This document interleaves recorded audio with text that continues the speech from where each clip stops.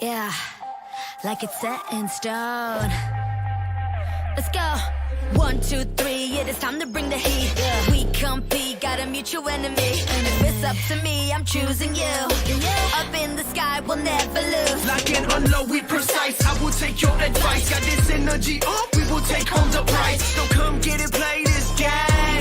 Showing all your skills, bang, bang. Let's raise the bar, ready to start, we'll never stop. Together we're off the chart. No doubt we will get that.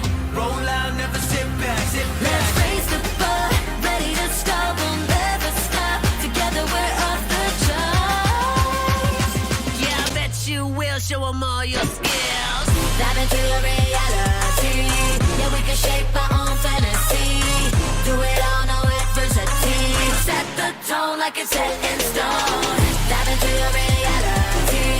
Yeah, we can shape our own fantasy. Do it all, no adversity. Set the tone like it's set in stone. Set in stone. Bang, bang, we win. Set in stone. Bang, bang, we win. Coming in, don't hit pause. Owning it like the boss. We taking care of the job like we the best. Going in for the chase, about to go celebrate. We can take home first place like first and 10. Out in this world we can explore anything we want to the core. So come on, we'll play this game. Show all your skills, bang, bang. Let's raise the bar, ready to stop, we'll never stop. Together we're off the chart. No doubt we will get that. Roll out, never sit back, sit back. Raise the bar, ready to stop, we'll never stop. Together we're off the chart. Yeah, I bet you will show more your skills. Dive into your reality. Yeah, we can shape our own fantasy. Do it all, no adversity. Set the tone like it's set in stone. Dive into your reality. Yeah, we can shape our own fantasy. Do it all, no adversity. Set the tone like it's set in stone. Set in stone. Bang, bang, we win. Set in stone. Bang, bang, we win. No matter what, we will weather any storm when we're together. We can always aim for more. Yeah, this that bang bang, we're on fire.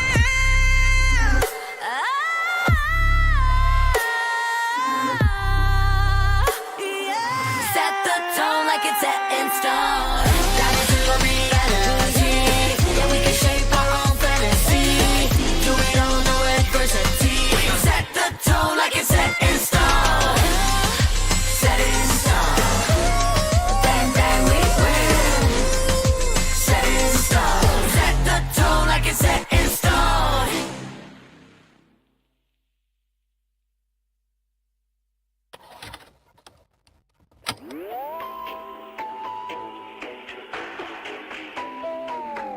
Free fire, yeah. Could've never faced this alone. Keep my head up and breathing low. Got my heart with the ones I know, yeah. Cause I got the bass turned up loud, and the best that I know around. Fire that we can't live without, yeah. I can't lie, I'm burning white, but my oh my, need you inside. I feel this time it's on tonight, but wishing I'm not seeing light. And if I'm right, I've seen the sign. Seems like there's no more lonely nights, no. Then I guess I know that I'm feeling the fire. I can see nothing in our way when we're catching on fire. When we're both here taking the day, are you ready for fire? Cause it seems we're on the same flame, and I feel this heat in the space. Then oh, I guess I know that I'm feeling the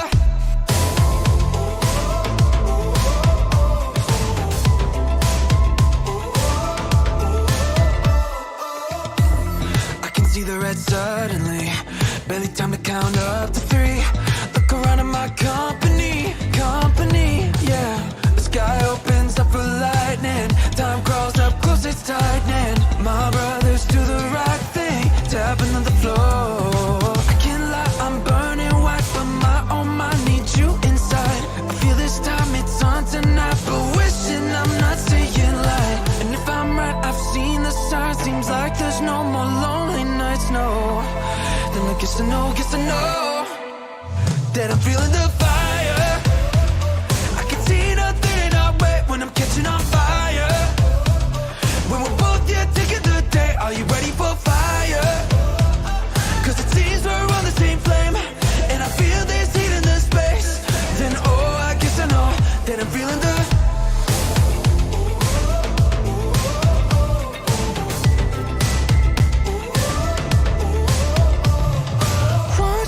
clouds break apart. Are we going back to the start?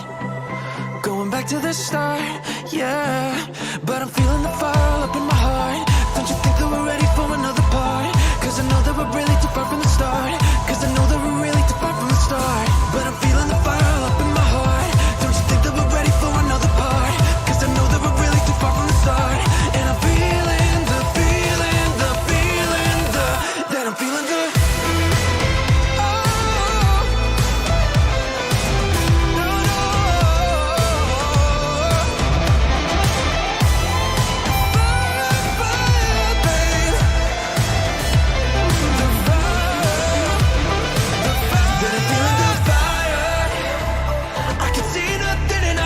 the catching on fire.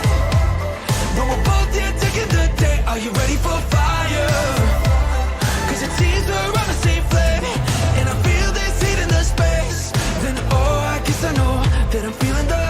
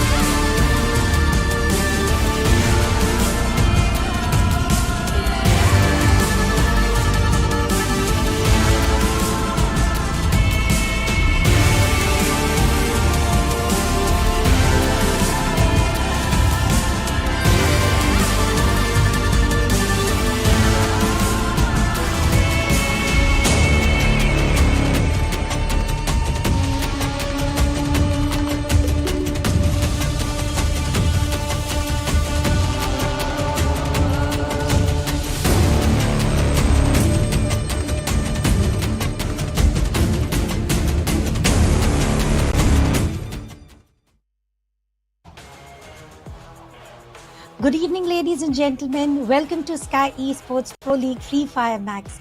Get ready for the ultimate showdown of creators collide in the battle of skill, strategy, and sheer adrenaline. It's time to experience Free Fire Max like never before, where every second is packed with heart-pounding action. Let the event begin, and may the best team win and have the victory in their favor. This is me, Tanya. Alongside me, it is Arka. Arka, I would want to ask you, how are you and how excited are you for this particular event? I'm super excited, to be frank, Tanya, because I've been waiting for such an event to occur. Finally, Free Fire Max is starting off with their festivals. I think this is the right kind of start for 2025, because from here on we can expect back-to-back events to come in, and what a big stage right now. The Skyesports Pro Series, Pro League. I couldn't have asked for anything better. And as you mentioned, Skyesports Pro League Free Fire Max is surely a festival which is going to be celebrated from 11th of March, which is today, until 16th of March, which is grand final, for which we all are aligned for. And this is a celebration like never before, bringing a festival of positivity, enthusiasm, and fierce competition. This exciting event will not only showcase the best teams in Free Fire Max, but also engage fans in truly interactive experience. So make sure you cheer for your favorite team by being part of this vibrant tournament. Absolutely, but looking at the format, everybody needs to understand there's a unique format they brought in for the first time. The knockoff stages has 18 teams. They're going to play across 3 days. The best 12 teams from the overall standing will move forward to the point rush week. The point rush day is just one day where the top 12 teams are going to play out to fight to have an advantages point. Like if you guys are on the top, you're going to have certain advantages when it comes to the grand finals regarding the overall standing. So let's see what are those advantages, and finally then we have the grand finals, which is going to take place as well. And for the grand finals also, we do have some new rules that have been introduced and which are very, very interesting. We will explain you as the day progresses. But these invited 18 teams have got a total of 12 maps to participate and qualify themselves toward point rush phase. And over there, you don't get disqualified, you don't get eliminated. You go towards finals with some head start points. But this is the most massive thing we should be talking about. 1.5 million worth of prize pool, and the splitters. Champions taking away the biggest chunk, which is 5 lakh. Second place gets 2.5 lakh and third place gets 1.25 lakhs. Now, the best part about this prize pool, obviously, is nobody is walking home empty-handed. All you have to do is make sure that you qualify to the grand finals, and the 12th place itself is going to get 40,000. Now, let me tell you this, the 4th position is going to get 96,000, and then it's going to descend quickly until the 12th position is going to take home 40,000 rupees for themselves. And including this is going to be some additional awards, and that's going to be the individual awards, where MVP is going to take home 20,000 rupees and the Predator is going to take home 10,000 rupees. So additional amounts, everybody will be eyeing for it. And let's not forget that, it's not just about going empty-handed, but it's also having something which money can't buy, that's experience. The money can't buy, obviously, and there's something more that money can't buy, is this exact amount of points, where you have to make sure you are skilled enough to not only bag Booyah, which is going to give you total of 11 placement points, 12 placement points, followed by position 2 giving you 9 and position 3 giving you 8, so on and so forth. You are going to get points, but for 11 and 12 it's all about elimination points. For one particular elimination you get 1 point each, but balance should be the part of this ecosystem to take away the title, the trophy, and all the rights of bragging you want. So here we go. Make sure you are all balanced with the placement points and elimination points, and that is how you will get the equal amount and you win it. But Arka, if I had to ask you, during the scrim phase, didn't we witness few teams who are only going in for all sort of elimination points coming your way? Oh yes, absolutely. And I just love that kind of mindset, because I'm a person who likes action from the get-go. Now, before we continue further speaking about the elimination points and the importance of having the most, let's look at the tiebreaker rule, because you know that it's going to be a very close call. So each of these teams needs to understand this. The teams, in case they all have the same amount of points, we're going to calculate the number of booyahs. So if a certain team has more booyahs than the others, then they're going to be crowned champions. if both the teams have the equal number of booyahs, or the teams on the top have equal number of booyahs with the points, then we're going to consider total eliminations. Now it doesn't stop there. Just in case, which is highly impossible, but just in case teams also have the same amount of eliminations, then we're going to step down and see who has the highest survival rank, and that team is going to walk away as champions. And these sort of situations do arise, so this all are the rules that you had to understand to avoid anything during the victory part. But this is something that I really wanted to share at the time of format of Champion Rush. Now this is newly introduced, but it is very, very interesting. Any team on the grand finals day reaches to the marker of 80 points, then there comes a chance to end the day with the title and trophy. Here you go ahead for after reaching to 80 points, all you have to make sure is you get the booyah in the very next match. If not, again you go towards next match and you again have to make sure you get the booyah. So all the teams who reaches to the marker of 80 points stands a chance towards ending up the day. It's not necessary that there should be total of 6 maps followed by 8 maps maybe, but 80 points and followed by which you need to get a booyah to get the title of champions. Oh, this is turning interesting, Tanya. This is turning interesting. 80 points and then a single booyah to get yourself championship. Just imagine if a team actually does that and the grand finals ends within the 3 games. But that's next to impossible. And now to make things a little more possible for others to enjoy, now they have come up with a new active skill rule as well. Now what this active skill rule says is that each and every individual can have a character which cannot be repeated by their teammate. One active skill each. That means that it is going to bring in a lot more enthusiasm in going in and selecting something which they might not be comfortable with. Like we have witnessed where 3 players going in as a Skyler. Now we are not going to go with that. You can go Wukong, where you are going to get an elimination and immediately dismiss to a safer position and go for the second go, or maybe just heal up. Second time you go for a second player goes in for a chrono to help the teammate. So each and every unique ability is definitely going to help in to the team altogether. But here comes the game schedule for the day, which starts with one of the favorite maps and one of the oldest map, which is Bermuda, followed by the second map being Purgatory, third Alpine, pretty new to the circuit of map, and then comes Kalahari, which stands as my favorite because it has a lot of snipers and I love long range duels. And then comes Nextera and the randomizer Arca on the random match. Which one would you want to witness? To be frank, I really want to challenge each and every team. I want to bring in something like Alpine or Nextera, but on the audience perspective as well as for my own entertainment, I think I'm going to head back to Bermuda, because a basic map, everybody knows the nooks and crannies of this map, so they would want to come in and showcase once again what they're actually capable of. But if I have to ask you the same question, which map do you want to place when it comes to the random map at Game 6? Well, usually it should be Bermuda itself, but here comes today's team list. It's Group A versus Group B today, ladies and gentlemen. In Group A, we are going to see HTG Esports, Car 98 Army, Non-Stop Gaming, Total Gaming, Team PN Rose, and TSG Army. And then at Group B, we have the big names again coming in. We have the Assassin Army, the Boss Army, Binzed Gaming, Desi Army, John T Gaming, as well as Team Vasio Esports. Just imagine all these big names like John T, Assassin Army and Vasio all come down to Group B, as well as Total Gaming in Group A. It's gonna be a fan clash in the chat, as well as a huge festival for all the Free Fire Max fans out there. And let's also talk about Team Elite, PBS Gaming, Total Gaming and TSG Army have already got an upper hand in terms of experience. So we do have certain names being repetitive here who have an upper hand. They are experienced about how to play the tournament, but the teams are unique. They might have synced up recently. These are the team lineups. Team HTG comprising of Mokria, Darshan, LKS, Lawyer and Pratik. Next comes Car 98, Swastik, Farhan, Vinod, Badal, Windsmoke. Non-Stop Gaming with Manu, Anubhav, Non-Stop, Aztec and Struggle. Absolutely, and look at what's happening at the team Total Gaming. All the big names. I'm getting nostalgia over here because we've got Delete for Jai, Mafia Bala, Insane, and TG Mafia. All these players are again gearing up to impress us all. And then comes P and Rose as well as another team. But heading on to the next group, Assassin Army, Boss Army, and Winzedek.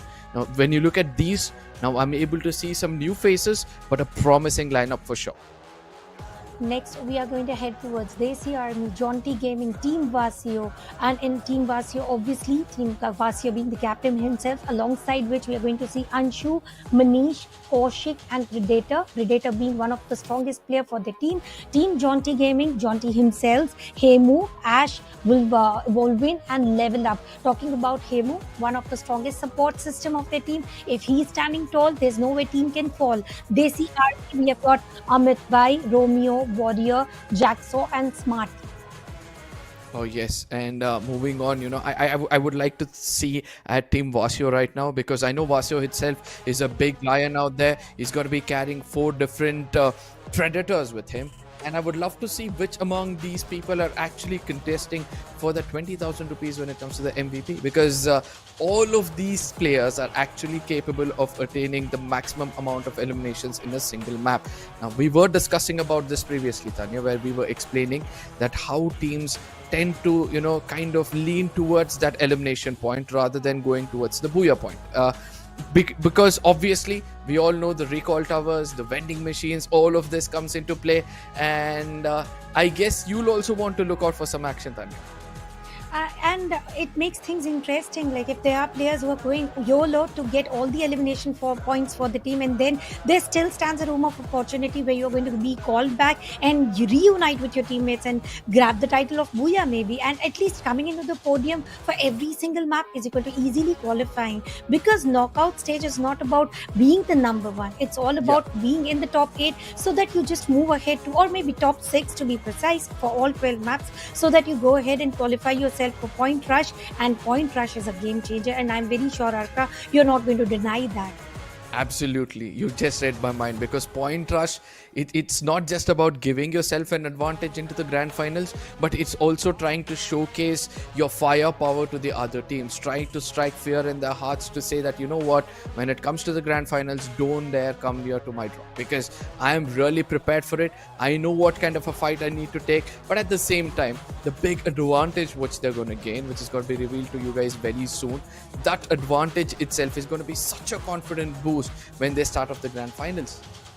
And it's coming into top 6, you get points, and number 1 gets 10 points, and so on and so forth until position 6. So knockout stage is never about eliminations or something as such. It is all about you need to be in top 6. That creates a question for the grand finals. If at all you do not play wisely and nicely in first few maps, you still have that extra score points where you can make sure to compensate, but then that doesn't mean you let lose yourself. It is just that you can show your backup plan immediately once you realize that those points have also been used, and the buffer is pretty much, so you are going to show some new set of skills. But these sort of changes are making things even more interesting, and I also appreciate the tournament format for the grand finals, where it is not necessary to play all together 6 maps. Exactly. We always saw that teams went passive until the final few seconds of maps. This time all they have to do is let's rush in for that 80 points and win away the title. No, that is why, we tend to, lean towards that elimination points, because it's not about you trying to attain that booyah to stay on the top of the table. It's all about you making sure that you pick up points either by booyah or by elimination on an average of 20 to 30 in 2 to 3 games. And if you have the 10-point buffer from the rush week, then I don't think so anybody can stop you. Every single game is an opportunity for you to go and aim at the trophy itself. Every single game is an opportunity for you to gain the bragging rights of being the champion of Free Fire Max Pro League by Skyesports over here.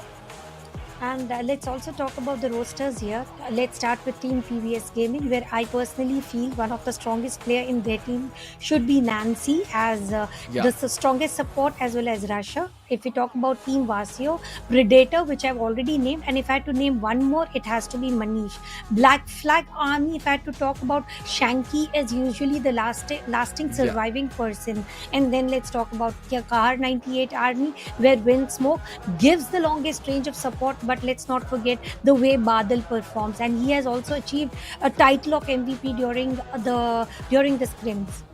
Absolutely, and then comes the big name, Total Gaming. You can't erase anybody's name. Fauzi Ajay has his own legacy with him. Mafia Bala, Mafia, Delete, and Insane. They've always been in the scenes trying to dominate this format, dominate this game for a really long time now. After then comes Team P and Rose, right? In Team P and Rose, I've seen that KD got sometimes and Rose themselves. This is one of the teams to watch out for, according to me. Because Tanya, you also know how these guys were performing when it comes to the scrims as well. They were always on the front foot when it comes to assaulting, right? Then comes the shadow shooters. This is also one of those teams who really tend to go and pick up those elimination points. And in this team, if I have to take one name, I would say Honey would be one of those players, as well as Aim God. These are the players to watch out for when it comes to PNPs. Well, talking about P and Rose, Lewis should be the man that I personally would want to see him, Oh, because yes. he's a guy who is at the front foot and gets all the elimination points on his name alone, and he is like 50% owner of the elimination points somehow. Talking about Assassin Army Esports again, we have got Honey, which you already mentioned. Now let's also come back towards one of the most renowned team again, TSG Army, and over there it's Krish usually doing all the heavy lifting for the team. Jaunty Gaming, Hemu, which we all talked during the player description. They see RNX, where Ronnie, Negi, Hassan, Adib, Arman. Now, this is one of the team where we have witnessed all the players are uniquely involved into this sort of battles. Absolutely, but with this, ladies and gentlemen, we'll be stepping into the first map of the day. This has been the moment everybody have been waiting for. The players, the creators, the audience themselves. This is going to be the first map. The map of Bermuda and the flight path couldn't have been better than this. Starting all the way from the side of... wait, am I reading this right? It's ending towards the hangar region, and everybody's going to have a great advantage. And the flight path being from west towards the east hangar. And now here we go. Total Gaming, as always, towards the home ground of Mills, and they are the only contestants there. Nobody sharing the ground. Keraton being owned by Assassin Army, obviously. Vasio Esports heading way far away towards Rim Nam village, and Binzer near to the hangar. Mill is all owned by Total Gaming. They're not sharing the grounds with anyone. It is all towards their ownership. So this is the perfect timing where they're going to get a lot of loot. Let's go towards HTG versus Jaunty. Jaunty Gaming. Jaunty will be the first man to be taken down, and first elimination comes into the hands of HTG. Absolutely, but at the same time, Jaunty, I don't think so they're going to stop. They are on top of them. They want to get into the level, trying to go with the dual vector. To lure out Mockery down on his knees, but he immediately gets that revival. The right kind of combination being used, but I don't think the team is going to let them breathe. They've got 2 eliminations already in their name, and guess what? The teammates are immediately going to get revived as well. Now, this is how the game gets so much more interesting, ladies and gentlemen. The revival, this is going to bring them back into the lobby right away, giving them another opportunity to take down the very player who took them down. The revenge is going to be the answer for them. Whereas on the other side, we're able to see that K98 and BZs are also into some kind of connection. And this action is going hard for Team K98, because they were supposedly to take down entire team after taking down Gyan Shubho. Gyan Shubho is back on his foot thanks to the support coming in from Ninja, and so does Farhan. He also gets his revive. So at this point of time, early stages, how many elimination points can you procure is the only question. But let's also talk about Badal here. He's the only man standing amidst Bin Z Gaming team, and how is he surviving? That is actually questionable. I believe he should be chasing out of sight. All 12 teams intact, all 48 players intact, and using the vehicles to move out of sight, and he chose the right path here. Absolutely. Gyan Shubho, one of my favorite players when it comes to the side of BZs, because they have been playing it perfectly, if you ask me. This team, they completely understand the strength and the weaknesses, right? And they have to just play the don't do so. Binoculars being used, HDG using every single character, every single power properly. Make sure that they gain information. Jaunty Gaming, they did not want to go towards them yet again. Even though they had two eliminations, even though they were the people to damage the side of Jaunty Gaming, it's just that they didn't allow them to go into recovery. Yes, they've got an opportunity over here. All they have to do is go in and get that loot from the arsenal. Perfect chamber to get the loot, but do they have the key to it? Did you see anybody Exactly. entering? That still remains a question here. But Shipyard is all the answers against DA and Non-Stop Gaming. Well, DC Army versus Non-Stop Gaming. Warrior gets shut down and immediately traded by Struggle here, and it's going to be 3-man players still surviving, and Warrior will get a revive. That was pretty quick of Aztec to immediately revive his teammate, but Manu on the long range of support, he'll make sure to not let the player be revived, but it's pretty too long. Not even throwables are going to help him right now. He goes towards the prone position to heal himself, and again be strong enough to get the player to get himself stronger enough to take different fights. Now look at how Non-Stop Gaming are trying to strangle the opponents. There's one player about the sniper tower, and he knows that his position is going to be the key factor for the team. All he's going to do is give information as well. As soon as they get a knock from the other side, get that confirmation, and slow and steady, we're able to see that Non-Stop Gaming one flag after. Third guy is high in the sky. Even though they tried to put it down, they were not able to, counteract anything. But Total Gaming, way too close to the side. The two good old bulls are locked on, and this time around, crazy face off, because obviously the US is also in the sky to reveal everybody's location. And this sort of position reveal is going to give an advantage to Team Total Gaming here. They are going all in to get the eliminations. Delete will be revived in no time, and immediately it's the fight of the Scotland where Insane gets the upper hand and he shuts down his guy in no time and also gets the elimination point. In that, taking on number one here, Assassin Army with one elimination, fighting plan. Team Total Gaming, and there's nothing that can stop them, and it's going to be Darfik, who is going to make sure he blows the final shot and takes down the entire existence of Total Gaming. And thanks to the split, the team is surviving right now because of the revival points. Absolutely, Fawzi Ajay all out in the open. He tried to take a big gamble but failed miserably. As he gets knocked out, teammate obviously will have to get revived with him. As Mafia the last man, look at how he's going to be targeted. Honey wanted to end the side of Total Gaming as quickly as possible. But where will Mafia head to? How far is the recall tower? That's the big question. Just in case Mafia does go to the nearest token shop or a recall tower, is there anybody waiting, baiting him out that they can put an end to Total Gaming? But before that, BC is again getting into another kerfuffle over here. Bo trying to do his best and making 2 shots, but it seems like needs to keep himself busy. A close range battle as TSG have come way too close to comfort right now against the side of BZs.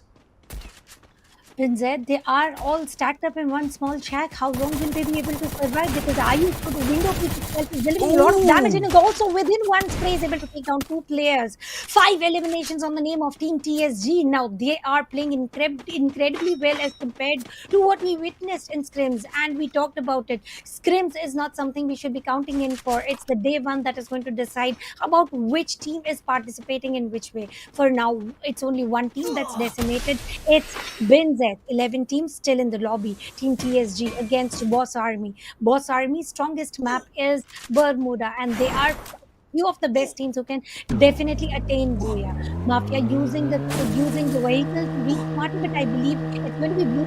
You might shut him down.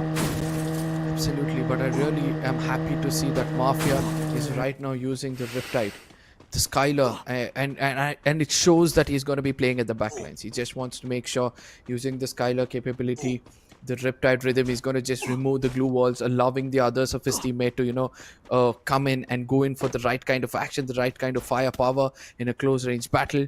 But TSG, after 6 eliminations, I believe that they're being a little bit overconfident over here, because they're blindly rushing in towards the side of BA, And let me tell you this, Black Army, they're not a team to mess with.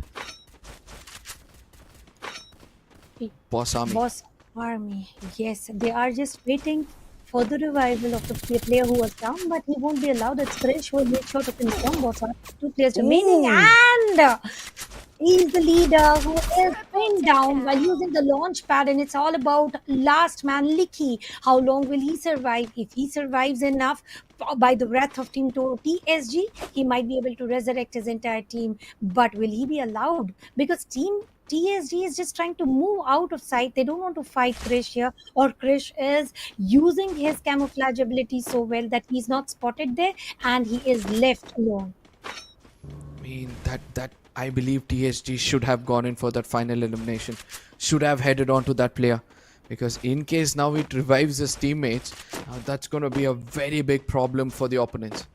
Because in the path of redemption, when you have nothing to lose, all you're going to do is head down to the opponents, make sure you either make them weak or you put them down completely. As on the other side, PN Rose, one of the most aggressive teams we have seen so far, is now trying to play a little safe. And you were speaking about one of the players from PN Rose who was supposed to be playing this game, and it seems like he's not in the lobby right now. Well, I was talking about Lewis, and he is definitely playing, but he Luis? has not yet Okay, started okay. playing. Then my bad. And Clock Tower and Bastia Esports.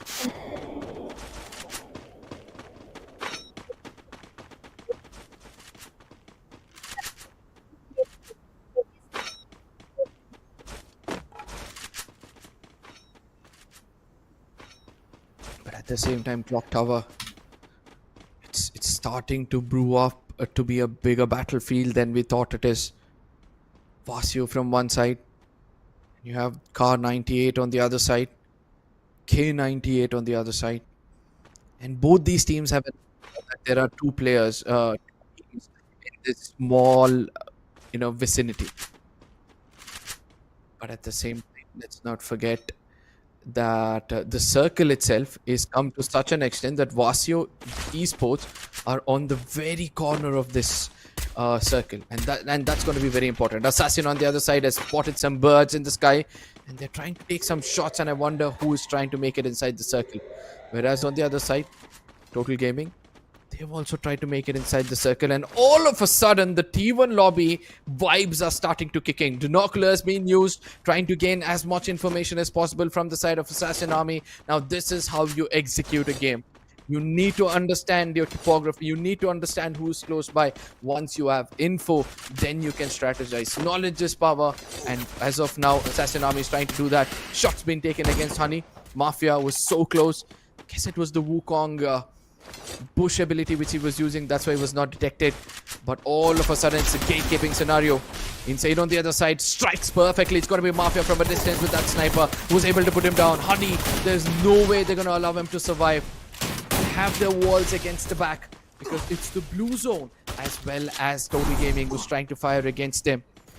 Total Gaming, look at the way they're controlling the corner of the circle. The gatekeeping scenario coming perfect from this team. As Assassin now will have to take a longer route. But can they do it? Do they have enough time?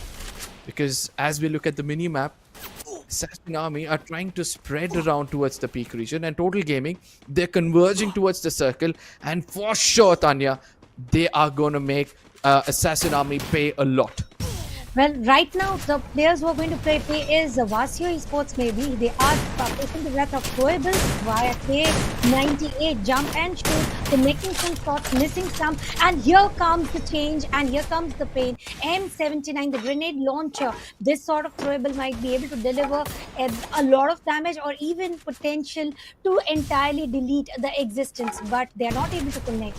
On the other side of the map, Team Jaunty Gaming has been eliminated by PN Rose.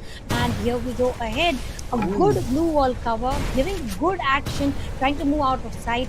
But these sort of DKs for blue wall is not giving any sort of better positioning for R98 to take an entry towards the safer place, which is Clock Tower for now. I mean, you know what's more interesting over here?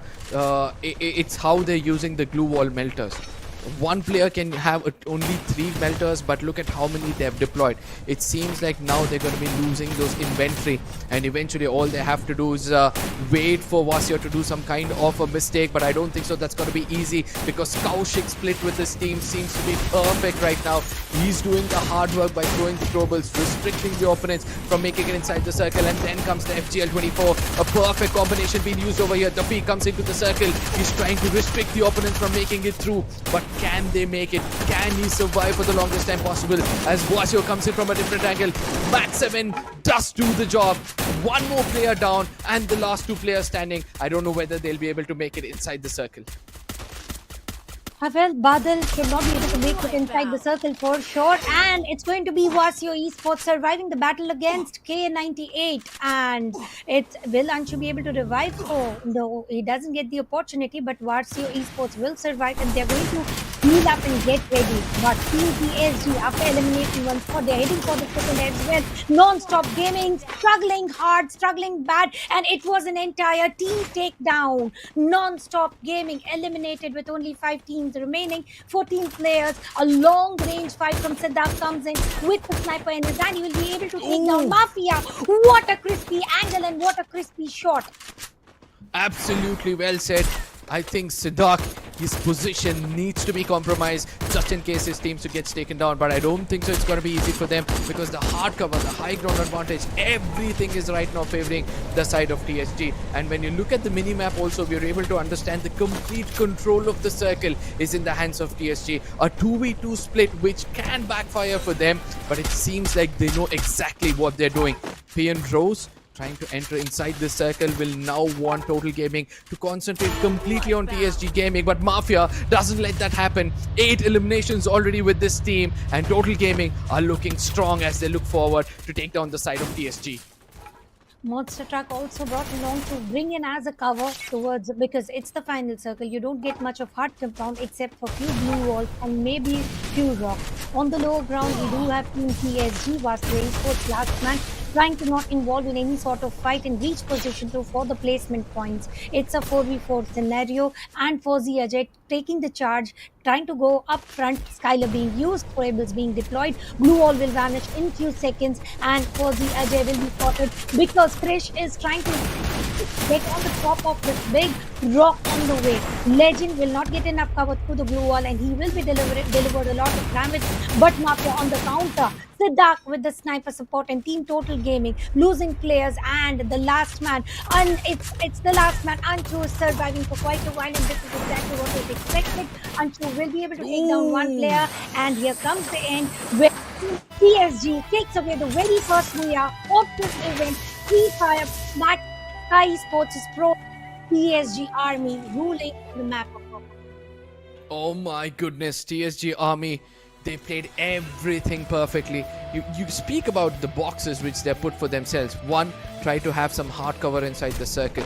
2, try to hold a split so that nobody can enter inside the circle. Every single box had a green tick inside it. But these were the final moments of the game, and Krish played it perfectly as he had that M590, the shotgun, which is so precise when it comes to close range. And Siddharth, who was an amazing sniper throughout the game, knew his job perfectly. All he had to do was maintain distance from his teammate, give the right kind of backup, and make sure to eliminate the opponents who are trying to, peek in and give a little bit of a problem for his teammates. So everybody's roles were also played perfectly, and they were rewarded with the best booyah so far.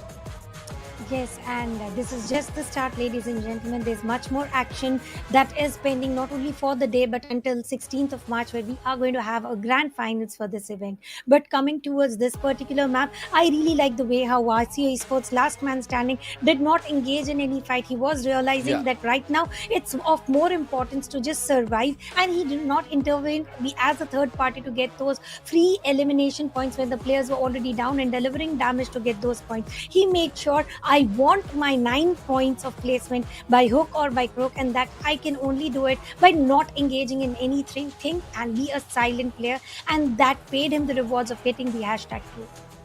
I mean, every single moment of this game kind of brought me a little bit of a nostalgia moment, because Vasio were always experts in trying to get that position point. No matter what situation they are put under, they always tend to survive until the final moments of the game. Total Gaming, until the final circle, they try to stay silent, and once they understand now is the opportunity for them to strike, they strike in so hard. TSG were always well known for their close range battles. They've also performed well, and looking at the highlights, this was where Total Gaming were completely taken down, but still the kind of comeback they've made so far is amazing. And TSG legend, this man has been phenomenal. He did not stop until the end. And talking about Krish as well, the escape plan that he created while they were under strong problems, this is the man who again resurrected entire teammates and made sure to get the booyah. Talking about Assassin Army, they did struggle, and Jaunty Gaming were entirely wiped off in matter of minutes against PN Rose. Car 98, they did pick up a fight within the clock tower until the zone when it was shrinking in, but they couldn't survive against Vasio Esports. And the last man from Vasio survived until not even a 4-squad army could. It was TSG versus Team Total Gaming, where TSG nailed it in every single aspect, where they weren't allowed to rush in, and all the long range weapons were used except for one shotgun. Here comes Anshu. He survived strongly enough to get the position 2, but most valuable player for Skyesports Pro League Free Fire Max for the game number 1 of Bermuda is TSG legend with 6 elimination points and 8 assists, 2574. Arka, usually what we see is more of elimination points and less of assists. What sort of a supportive player he is, that it's totally twisted. Absolutely. The damage speaks for itself. Look at that, 2,500 damage. It's not just about the 6 eliminations, but as you correctly pointed out, the 8 assists, which is not only about, you gaining those eliminations, you try to be the start for the team. It's about the whole team trying to shine and make sure they become the champions. That kind of a mindset I'm able to see in the TSG Army's team right now. It's not just legend. I'm sure the rest of his teammates would also have been contributed equally when it comes to elimination points, but the booyah, the big chunk of 12 points, has been snatched away by them. This doesn't end here, right? Because there were several teams who were also concentrating on getting those elimination points, and once we look at the match standings, it's going to be much more clear for us that what's the point difference between TSG and the other teams who were trying to catch up to them. And it was a tough time given by Team TSG. Not everybody could chase them very strongly. Sure, Team Total Gaming gave whatever the best they had, but the rush coming in with the long range support, and Team TSG could not be stopped there.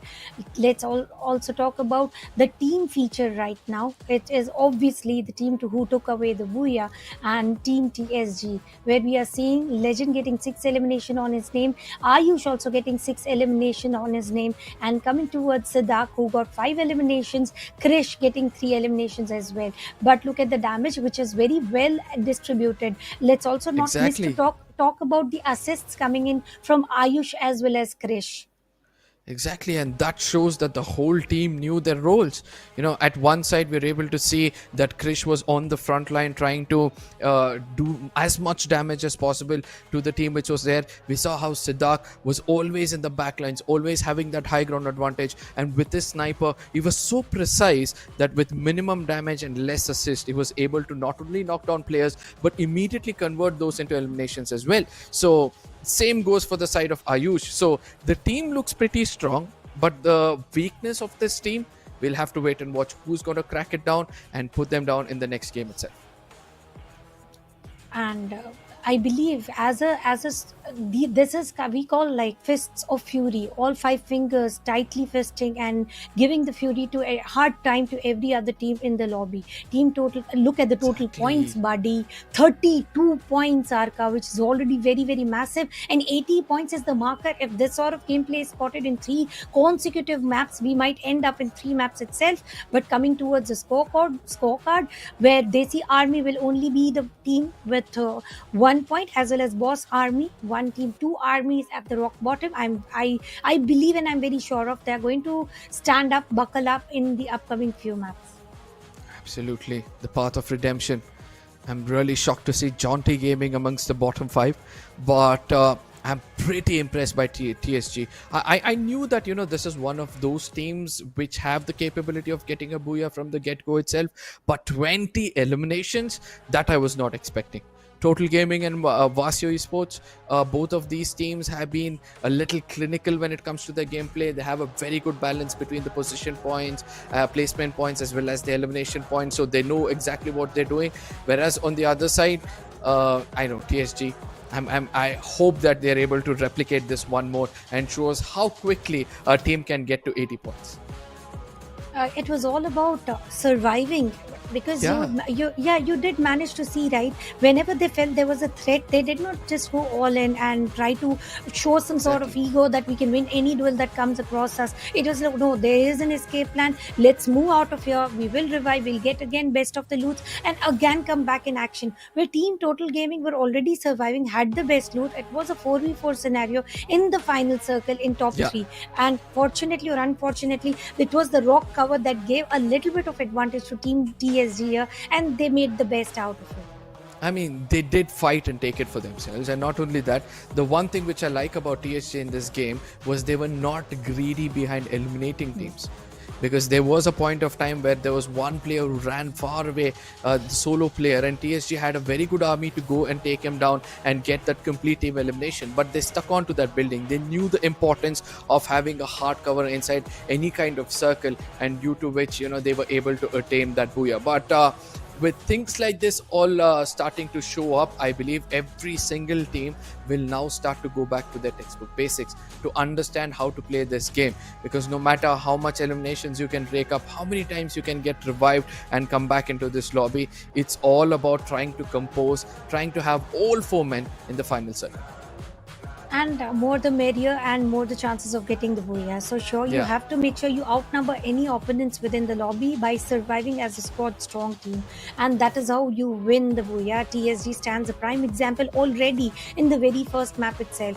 Now next map is going to be the map of Purgatory, a map of 3 islands within an island moat house, where I personally feel we are going to witness the first elimination if flight path supports. Moat House? Why do I feel it's Ski Lodge? From the info I've gained from you till today, Ski Lodge has always been a hot drop for two major teams. I really don't want to break the ice over here.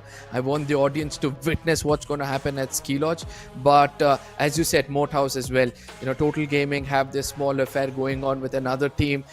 So hopefully we'll be able to see some action. But the final circle is what I would love to see. I want the final circle to happen somewhere in the open, or including a little bit of water here and there, so that things can get so much more interesting for us. But the players, my god, they literally be cursing for me saying this. And we get to see that water fights where floaters are used, guns are used, blazing guns within the water routes. Well, that is going to be very, very cinematic, and we are dreaming way much more than expected. Yeah. If at all the gods of circle support us both together, then only there stand some chances where we are going to see the water routes involved. Still, we do always expect something which we want to see, but it is going to bring in some hard time for 12 teams participating, for which they might even curse us a bit, because there not only stands a chance for a good cover, but also not even being able to position strongly and firmly to take a duel. I mean, Tanya, I think we are safe right now, because the audience are also going to be thinking similarly. They'll be like, you know what, don't worry about the curses. You guys go ahead and try to predict things. Even we'll try to manifest a circle like that, because at the end of the day, this is the pro league. Every single player out there needs to be prepared for all kinds of scenarios which is going to be coming up. But before we head into the next map, I would like to ask you predictions for the next game itself, because Paths of Redemption, we have seen many teams and the top teams. What do you think is going to happen?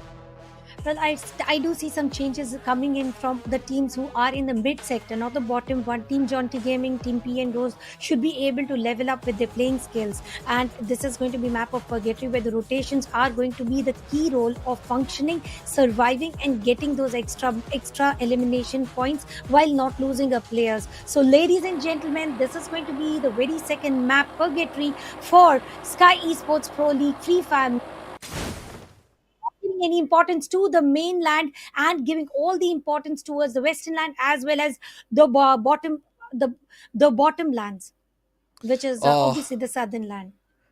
Absolutely, but I just love this flight path starting off from Mill towards Marble Work. Somewhere I feel that now Total Gaming will have to think about the secondary drop location. Now TSG will have to be careful because towards that Brasilia region, even though they'll be, trying to make it their home, Vasio Esports is just trying to pick up guns and immediately try to shoot down these big birds. HTG as well. They've gone in for a long route. Total Gaming, even they're going for a longer route, and the circle immediately makes sure that it's a disappointment for all the teams who want to go behind the horizon to pick up some loot for themselves. It's like crucial time where you do not want to engage in any fight. As soon as I say that Brasilia, one of the most contested area right now by TSG as well as Vasio Esports and Legend, making sure of I was the MVP of the previous game. I do not want to get eliminated. And on the other side, Krish has already got different plans where he's going to take shut down Boss Army player Licky as well as going for the second one. He does have the SMG for the close range player. Blue all will be destroyed as well, and Krish takes down second player of Boss Army. These are pretty quick elimination points gained by TSG Army. Now, this is some sort of momentum coming in from them, which they built in previous map. Absolutely agreed on that. I just love the way this team is playing, and look at their roles. They understood it's Krish who's going to be taking the lead when it comes to those fights. It could have been anybody else, but they chose Krish because he's so good when it comes to the close range battles and the conversion. A 1v2 in the beginning of the game shows that there's a lot of confidence. Delete comes in from the other side. He's got the deadly AK. He's not going to miss much. Immediately puts him down and gets the confirmation as well. Amit Bhai from DA immediately heads away from the lobby. Now Delete. He needs the key, my friend. You need the key, and then only you'll be able to open the vault. Boss Army losing to players, gaining again. 47 players in the lobby. Team Total Gaming, they are on the verge of still looting, procuring the best of the weaponaries to deliver the best of damages and elimination points earned immediately. And this is Purgatory is going to be a slow map as compared to Bermuda, obviously for a reason where you not only have to survive. And PN Rose on the grounds of Central takes me to a moment where Vasio always used to land in the on the grounds of Central and try to own it, and he used to always be victorious there. But as the time changes, team evolves. Right now, Vasio on the grounds of Brasilia, and during during the scrim practice as well, we did spot him near to the Brasilia area until the final circle. Now here comes some revenge. Boss Army taking fights against Team TSG. Oh, Boss Army. Seems like they're also on the receiving end of things. But what's happening at the Ski Lodge region? Because the circle was a little away from it, we're unable to see any teams going for a fight. And immediately, look at what he's going to do. He's trying to get away from that position. He's also trying to give away the info to the opponents, but that's not going to be of any help as TSG Army, once they have their eyes set on a team, there's no stopping them for sure. They know to get that knock. They know to convert that into eliminations. Whereas on the other side, non-stop gaming. This team is turning out to be a little bit of a disappointment for me. Boss Army again back on foot. The revenge that they were planning could not end up well, but Bin Zaidi are pushing in against Manu from Non-Stop Gaming. It is a 4v1 scenario. There was no way he could have survived that. Not even a chrono could have saved him there. Bin Zaid Gaming just pushing in. And Vasio's Anshu again giving the revival to his teammates. Campsite is the place where they are holding on very strongly. Manu trying to get the cover from the glue wall. How long will he be able to survive there? Healing himself up. He's the sniper for his team, but right now all he possesses is the close range gun, and he will be put to sleep by Shubho. Shubho, perfect grenade. He waited it, he timed it perfectly, and he knew where to be placed. Another grenade is going to be tossed in non-stop. Max 7, can you do the magic? No, it's not, because Shubho from the other side comes up with the M590 answer, and with a headshot will be putting him down. Is this the elimination of a team out here? It seems not, as they have one of the players somewhere far away who's gone in for the revivals. And again, BZRB, they need to be very careful, because at any given point of time, we can expect their teammates to come in over here and put them down as well. Still 12 teams intact. Already on the timer, we can see 5 minutes have passed by. But talking about elimination points as well, Binzed and TSG, Binzed Gaming and TSG Army having 4 points each, followed by Boss, Car 98, PN Rose, Total Gaming, and Non-Stop Gaming, getting 1 point on their name. Talking about Car 98, they have got a fight. One player is knocked down. Will he be revived? Still remains a question here because it has not yet been revived on the grounds of Marble Works. Here comes Buffett just pushing him through the blue wall, got one knock against Wind Smoke and will not delay the confirmation. Absolutely, Assassin Army. I've never seen them be so aggressive in the get-go itself. And look at what they're going to do. They're going to convert this knock. They're going to make sure K98 now heads back into the lobby. The close range battle continues as Dafiq, he's got 3 eliminations already. Make it 4. And I do believe with this, that's goodbye for a team from this lobby. It's going to be K98, who might be the first team to get eliminated in the map of Purgatory. There's always a ratio of split which doesn't allow the elimination as of now. 12 teams still remains intact, and Dafik definitely gains 4 pointers for his team, and which is way more important during the final few counts. Team HTG with the cover of the rock have got an entire information about 4 players standing across the road or maybe across this caravan in front of this site. They are looking forward to push it, and it's a very clean open push, nothing hidden, nothing doing through the cover, through the long range roads or something. They are hitting the W and they want to make sure to get the squad wipe. But do you think that's easy? Because they're not aware the team that they're rushing in for are the titans within the lobby, which is Team Total Gaming. Team Total Gaming. And the deadliest part is Mafia is going to be the first point of contact. And from a distance, we saw what Mafia did with his sniper in the previous game. He doesn't miss much. And once he's locked onto his target, he's going to make sure that he makes them pay. So they need to be careful. And Assassin Army, they've been using the drone to gain some information. They have something in mind for sure. Yes, there it is. After they get to know there's nobody nearby to backstab them, that is when they use the launchers to head on to the nearest high ground and probably head towards the circle itself. The circle is pretty clean right now. There's nowhere close to what we both were anticipating with, and it's covering almost all the big parts of mainland, and it is the launch pad that will help the immediate attaining the center of the circle in Brasilia, where Vasio Esports were from the start, are nowhere to be spotted here. Instead, Total Gaming Team PSG here, and what sort of an entry was it?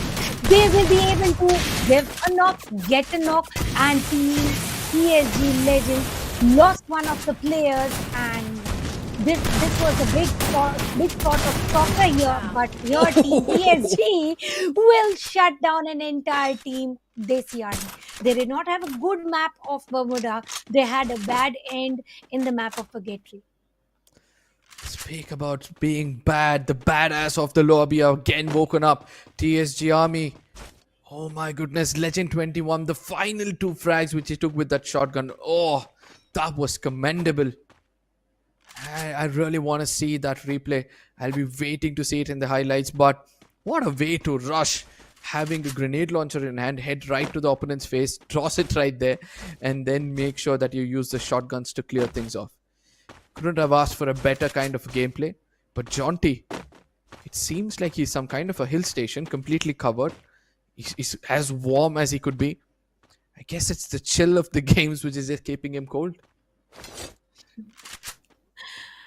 Yeah, they are near to the riverside. There's some sort of breeze, and they don't want to move out of hard compound. Or maybe they are Tanya just. being smart, guys. Tanya being smart. I'm just talking about the weather on the map of Purgatory, but it's again TSG versus Vasio Esports. Vasio Esports on the roofs, TSG on the lower grounds. Are they aware about the Predator's positioning? Because he's going to be the game changer between 2 teams fighting against each other. All they have spotted are 3 players on the roofs. Little do they know there is a player Predator who is just taking care of other 3 men on the roof. If at all, Team TSG looks forward to just push in. Sure, this is best of the compounds of Brasilia, where every everybody wants to own, and everybody wants to stand into a position where they don't get eliminated. They've got the hard cover to work out with, and there is a breather, there is a pause, and there is also going to be an entry of Team Jaunty Gaming. So it's going to be a strong trio fighting against each other for the same grounds of Brasilia, which will be dodged by the circle. Now Vasio Esports is out of the safer zone. Vasio Esports, the zone prediction going a little off. I don't think so that's going to be a problem for them. All they have to do is try to understand how to stay away from TSG Army, because in the previous game as well, Vasio Esports were put in the same scenario where, you know, they had to face off the side of TSG and they had to face a lot of problems, and there goes another player in deep troubles as TSG Army Krish. He flew in the air, or he rather got revived, and he was trying to come in, and immediately non-stop gaming as well. They saw there was a player trying to fly in, and they're going to be pushing in as well. TSG Army being a patty in the sandwich right now. Will Vasios trying to push in and strike when the iron is hot. TSG struggling bad right now because they are getting a lot of shots from Team Vasio Esports as well as Jaunty Gaming now. Total Gaming also emerging in the midst, and PN Rose Lewis is trying to take fight with Non-Stop Gaming and is able to get Sahil as well as Lewis are able to get one elimination each. But let's talk about the line in the room. Team TSG in the center of the circle, where they are not only going to fight against Vasio Esports, and Vasio is being very, very passive about it. And on the other side, PN Rose made sure to shut down Non-Stop Gaming. Vasio going step by step in the hard compounds of Team TSG, and they are yet not spotted. Throwables are going to bring in anything of advantage as of now. I really like the way Vasio slowly made it inside the circle, where we thought that, you know, TSG might be a little bit of a problem for them. Vasio slowly made sure that they conquer one building at a time, not giving away the location. But yes, they'll also have to watch out for a UAV or probably a drone which is going to be deployed to give away their locations. Hopefully that's not going to happen. Whereas on the other side, Jaunty Gaming, I really love this positioning as well, because the circle which is going to be forming up next is going to be a big problem. TSG on the other side, they understood Vasio is close by and they're going ahead, take this fight. Predator is going to be falling back with a little bit of pains already, with a little bit of firing already. Vasio, he wants to step forward. Push on the other side, he's going to fall back. Will try to heal himself up. TSG Army, they want to cover them from two different directions. Are the throwables going to be coming in? Vasio deep troubles, but Kaushik, somebody somehow been able to take a fight against the side of Rishi and put him down as well. And here we go, Vasio Esports versus Team TSG. Who survives until the end? Vasio Esports last man, Anshu, the one who was surviving until the end of phase in the Bermuda. Will he be able to bring in? No! TSG wouldn't allow Vasio Esports to survive furthermore. They gave them an open invitation towards their hard compound, but they wouldn't allow them to move away from them. They wiped them off. But on the other side, let's talk about Boss Army, who are also on the edge of the safer circle. But there is an enemy team right above them, which is Team Total Gaming. Wait, what did I just read on the elimination feed? A grenade trying to take down the complete squad of Jaunty Gaming, and whereas on the other side, Chanku is immediately going to rush in to try and take down the side of Total Gaming, who immediately change the position as well. Chrono also going to be used. Insane, the last of the players to walk in to give troubles for the side of Total Gaming, is going to be on the receiving end of things as well. And with this, Boss Army also gets eliminated, and Jaunty Gaming, the last man standing, is trying to survive for the longest time possible. There it is. Tetsuya comes into play. He's going to fall back after running away from his teammates. But how long can he survive? Not much. As Darshan or Gyan from a distance is going to come in to end his miseries. And Jaunty Gaming gets eliminated at #7 position. 6 teams in the lobby with 20 players. HTG playing on the circle. Same goes for Total Gaming. It's all about Team PN Rose in the center of the circle. And PN Rose, a very wise prediction. They are the only team who are on the safer circle, and they're fighting against Team Total Gaming. On the course, it's going to be Assassin Army who is eliminated. Sahil takes down Insane, but there's no confirmation yet. As soon as I say that, it's going to be AK immediately shutting him down. It's a 3-player army now for Team Total Gaming. Fozzy Ajay, the man is down. Delete is down. The Mafia is trying to give the best of the vibe possible, but will it be possible? Look at TSG trying to get those free kills on the knocked players. Now they are playing pretty smart here. Smartness it is. You need to be smart with the circle like this, as there's very limited hard compound, and two teams have already made it their homes.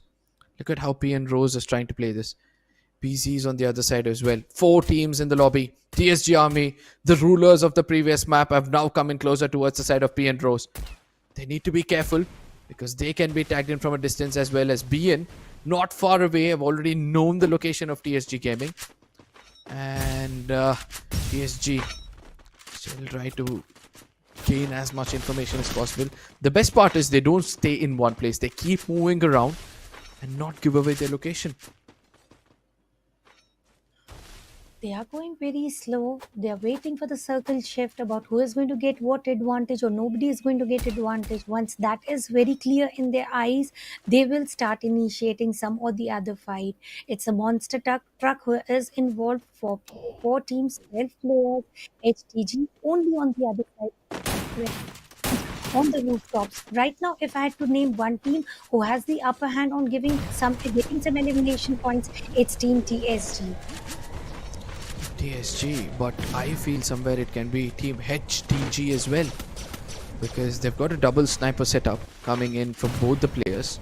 I can see a woodpecker, I can see an M82B in their hand, whereas TSG on the other side are concentrating more on those close range battles. The shotguns has been their priority apart from Krish. As you can see, Krish is going to stay on top of that building for a brief period of time. And P and Rose on the other side, yes, they've got a hard compound for themselves. They'll be the last team to step out of this building. In case they do step out early, then they'll have to face two teams simultaneously. And hopefully, we'll be able to see some real triple threat match, or a probably Mexican standoff, three-way Mexican standoff anytime soon. Well, my eyes are on Hello Telugu Gamers. The way they are just holding in, we are not part of your three teams brutal fight. We want to stay safe. We want to get those placement points, and we will survive until the circle shrinks in. And once all the players are already struggling with the damage coming in from blue zone, so they are just being patient with their position. And talking about Team TSG, they will be the team to gain the maximum amount of elimination points here, because from here they are not only going to have a view over Team Hello Telugu Gamers, but also the teams who are going to rush to beneath them, a few of which to be named are WinZ Game as well as P and Rose. Once they start to move out of the compound, Team TSG will have enough time to take a shot and get those elimination points. Now it's testing my patience. Nobody wants to move an inch, but this is battle royale. You need to be patient enough where you are able to get the number one position by bagging those booyah points. Absolutely, but TSG, I saw an airborne being used. That means binoculars. One of those things they're going to be using when the time is right to gain as much information as possible as to who is inside the set. It's going to be the story from one side. The blue has already started to do a lot of damage. Look at what happens. That blue wall melt is going to be the primary thing to happen in that game. Korea trying to make the center. TSP, they believe my enemy is my friend, and that's why they are allowing the other two to fight right now. And when they find somebody vulnerable, that is when they're going to go for the fight. The center of the circle is completely filled with blue wall melters, and I don't think so teams are going to be, it's going to be easy for teams to put in blue walls and have control of this map. Well, this is my love for the map of Purgatory, where the fights are all in open and blue walls are being destroyed in every way possible with the blue wall melters. Team TSG are very close to taking away Booyah once again with 3-man standing and 15 elimination points. WinZ Gaming trying to get the cover up, and so does P and Rose. Legend going in, right, giving a good shot on the face of WinZ themselves. Two players only remaining. Zone is going to shrink in any time soon, and the center of the circle goes in the name of two teams, Team TSG and Team P and Rose. TSG trying to shut WinZ. P and Rose, a squad strong team, only squad strong team, is trying to rush against Team TSG. TSG, they need to be careful because they've just got 2 men standing. Or make it 3. As of now, Krish goes in closer. He tries to tag off the side of Lewis, but he's going to be failing miserably. P and Rose all of a sudden having a great advantage over here. The man advantage is going to help them a lot. Legend is missing few shots, finally connects 1 or 2 as well. Blue Revival coming through, and Legend understands it's important for him right now to pick up those eliminations, and ultimately gets taken down. And a beautiful booyah fall into the hands of PN Rose. An amazing gameplay coming in from their side. The execution was important to stay alive with all four men standing in the final circle. Let others fight. Try to come in from different angles and then concentrate on that booyah. An amazing gameplay, an amazing showcase of talent. Amazing gameplay for sure. Team P and Rose did it everything that was needed here. If we had to summarize it, squad strong team using using the blue walls in the way which cannot be destroyed, going in for the players who are fighting with somebody else, typically third partying in the final circle, and that is exactly what the team needed this time. It was all about one player, Legend, trying to go against me, which with no chance, and it is Lewis who shuts down Legend, and with massive 18 elimination points, Team TSG again spotted on position 2. But if there is a name to consistency today, it is all about Team TSG. But we're talking about P and Rose. They survived well, they fought well, and they got well. Absolutely, and they were the silent lurkers in the lobby, if you have to ask me. They were the slithering snake. They knew that they had the compound for themselves. All they did was try to block off all the openings so that nobody can enter inside the building. And once they understood that now everybody will have to make it inside the circle, that is when they never stayed at one point inside of that small circle. They kept rotating, coming around teams, and once they understood we have to take down the weaklings first, that is when they concentrated on them and then headed on towards TSG. Whereas TSG, the aggressive front did not help them that much. It became a little bit of an overconfidence, but I do believe that they'll be learning quickly from their mistakes, and in the upcoming games we can expect them to be more consistent than what they are right now. Well, talking about Team HTG, they were very slow. They felt that circle might be favorable on their side, and other four teams will rush and we will get all the elimination points. But circle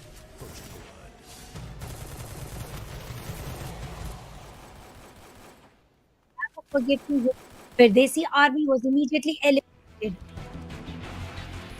uh, I really wanted to see Total Gaming trying to survive this game, because it seemed like they had a upper hand every single time they got into a fight. But somewhere in between, they did get caught off guard. Whereas Non-Stop Gaming, the team which was looking unstoppable when it comes to these games, it seems like their strategy has been read, and the counter strategy seems to be perfect from the opponent, and they have been doing well. Whereas Assassin Army, coming from all different directions, making sure that they make the opponent pay. And this was the moment where I felt Assassin Army with the cold-hearted rushers. Whereas on the other side, speaking about rushers, this was one of an interesting affair where TSG Army, they were on the verge of getting faced with a big blow, but eventually recovered from it. And same goes for Vasu Esports. They knew how to take down TSG. They took down almost 2 players. Then after that, they made such a big blunder that TSG Army were able to not only come back into this game, but also make it into top 2 itself. Yes, and I really like the approach of WinZ Gaming, the team that we did not talk about. They are also in the podium finish, and they performed very good aggressive moves here and there whenever needed. And they survived until top 3, which was way tougher because they were in a sandwich position where PN Rose as well as TSG, they were attacked from 2 different angles where they couldn't survive furthermore, and it all ended up on 1:3. And here comes the final circle where Legend, with barely 10 HP on his name, gets one elimination against Sahil, that one extra elimination point, and with 10 elimination points on their name, Team PN Rose bagged the booyah, owned the map of Purgatory, with Legend again being the MVP for this map with 9 elimination points and 4 assists. No. We have to wait to see whether that is true. It seems like it is for the second game. TSG. That means TSG again have attained around 15 to 18 markers when it comes to elimination points. And that's no joke, because they have been consistently playing this game. If they're doing the heavy lifting on day 1, they can relax for the rest of the days as well. We'll be also speaking more about how PN Rose was able to save their teammates by using one specific character and one specific power that was, I feel, was electrotherapy by Casey, which he was using regularly to make sure the assaulter is always on full HP in that close range battle. But still, Legend, before he got taken down, his mindset was clear. It's all about getting those eliminations first and then trying to concentrate on the stronger players. Let's again talk about the damage that Legend has delivered, which adds up to 4,800. A strong player for the team as well as very supporting players. Let's talk about the game standings once again. Oh On my number God. one, we are going to spot Team TSG with total of 27 points on their name, followed by PN Rose, if I'm not mistaken. Yes, it is, with Booyah on their name and 10 elimination points. They have 22 points, and Bin Zed Gaming. Again, they balanced out their elimination and placements, a total of 16 points. And the way the strategy with HTG were doing, it worked out well with 15 points on their name. Now, TSG Army, Tanya, is trying to set an example, if you ask me. The example is if I've got 30 points in one game and I replicate that, I've already got 60. If I've got the 10 buffer point, just by the third game itself, I'm going to be ready for the championship title. Just in case they play similarly in the grand finals. Oh my goodness, it's gonna be one hell of a ride for everybody out here. Nobody expected that this kind of a format is gonna, at the end of the day, prove fatal for teams like TSG. Whereas on the other side, we also have to speak about Desi Army as well as K98 not having that kind of a rhythm which they were expecting. But the team to attain the Booyah, these are what the stats look like. Lewis here with 3 eliminations, 2 assists, and 3 knockdowns to almost 2,500 of points worth of damage, followed by Sahil, KD God, and Rose herself. Well, let's talk about the team support.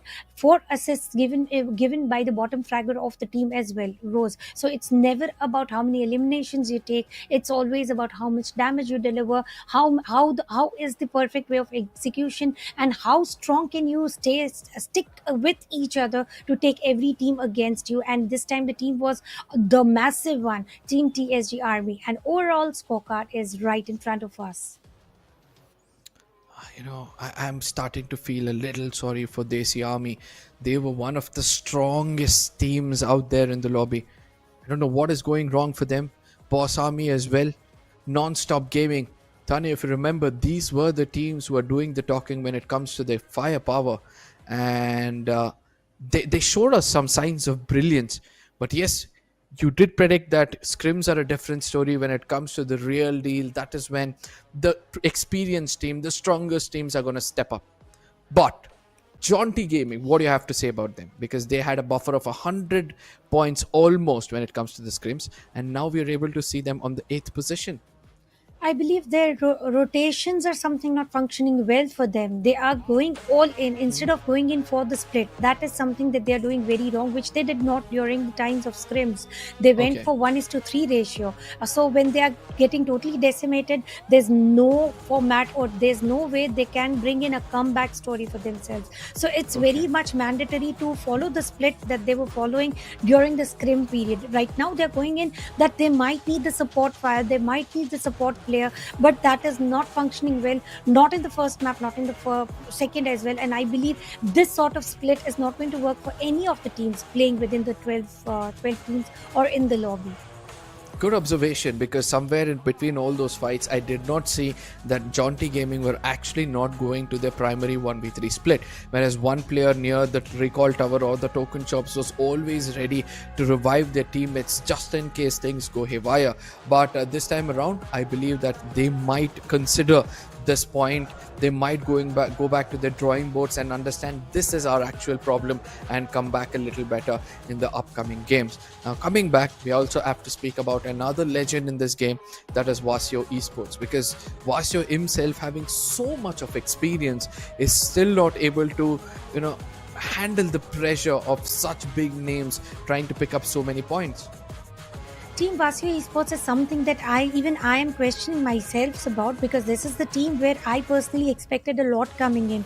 Vasio, one of the most experienced player in the lobby, is not able to survive until top 3. Now that is pretty questionable. Maybe first 2 maps did not end up in his favor, or there were so many teams on the grounds of Brasilia where escape plan did not work, fighting plan did not work. There must be something. Maybe they should work out on the rotation format, just like they did in the previous map of Bermuda, where the last man made sure to give a biggest of rotation possible to survive until the end. He did not involve himself into the fight to get that position too. So somewhere around the corner, if the firepower is not working, if the immediate duels is not working, all you have to do is go for the rotation. Same worked for Team HTG, who were not spotted in map number 1, Exactly. but it worked well in Purgatory.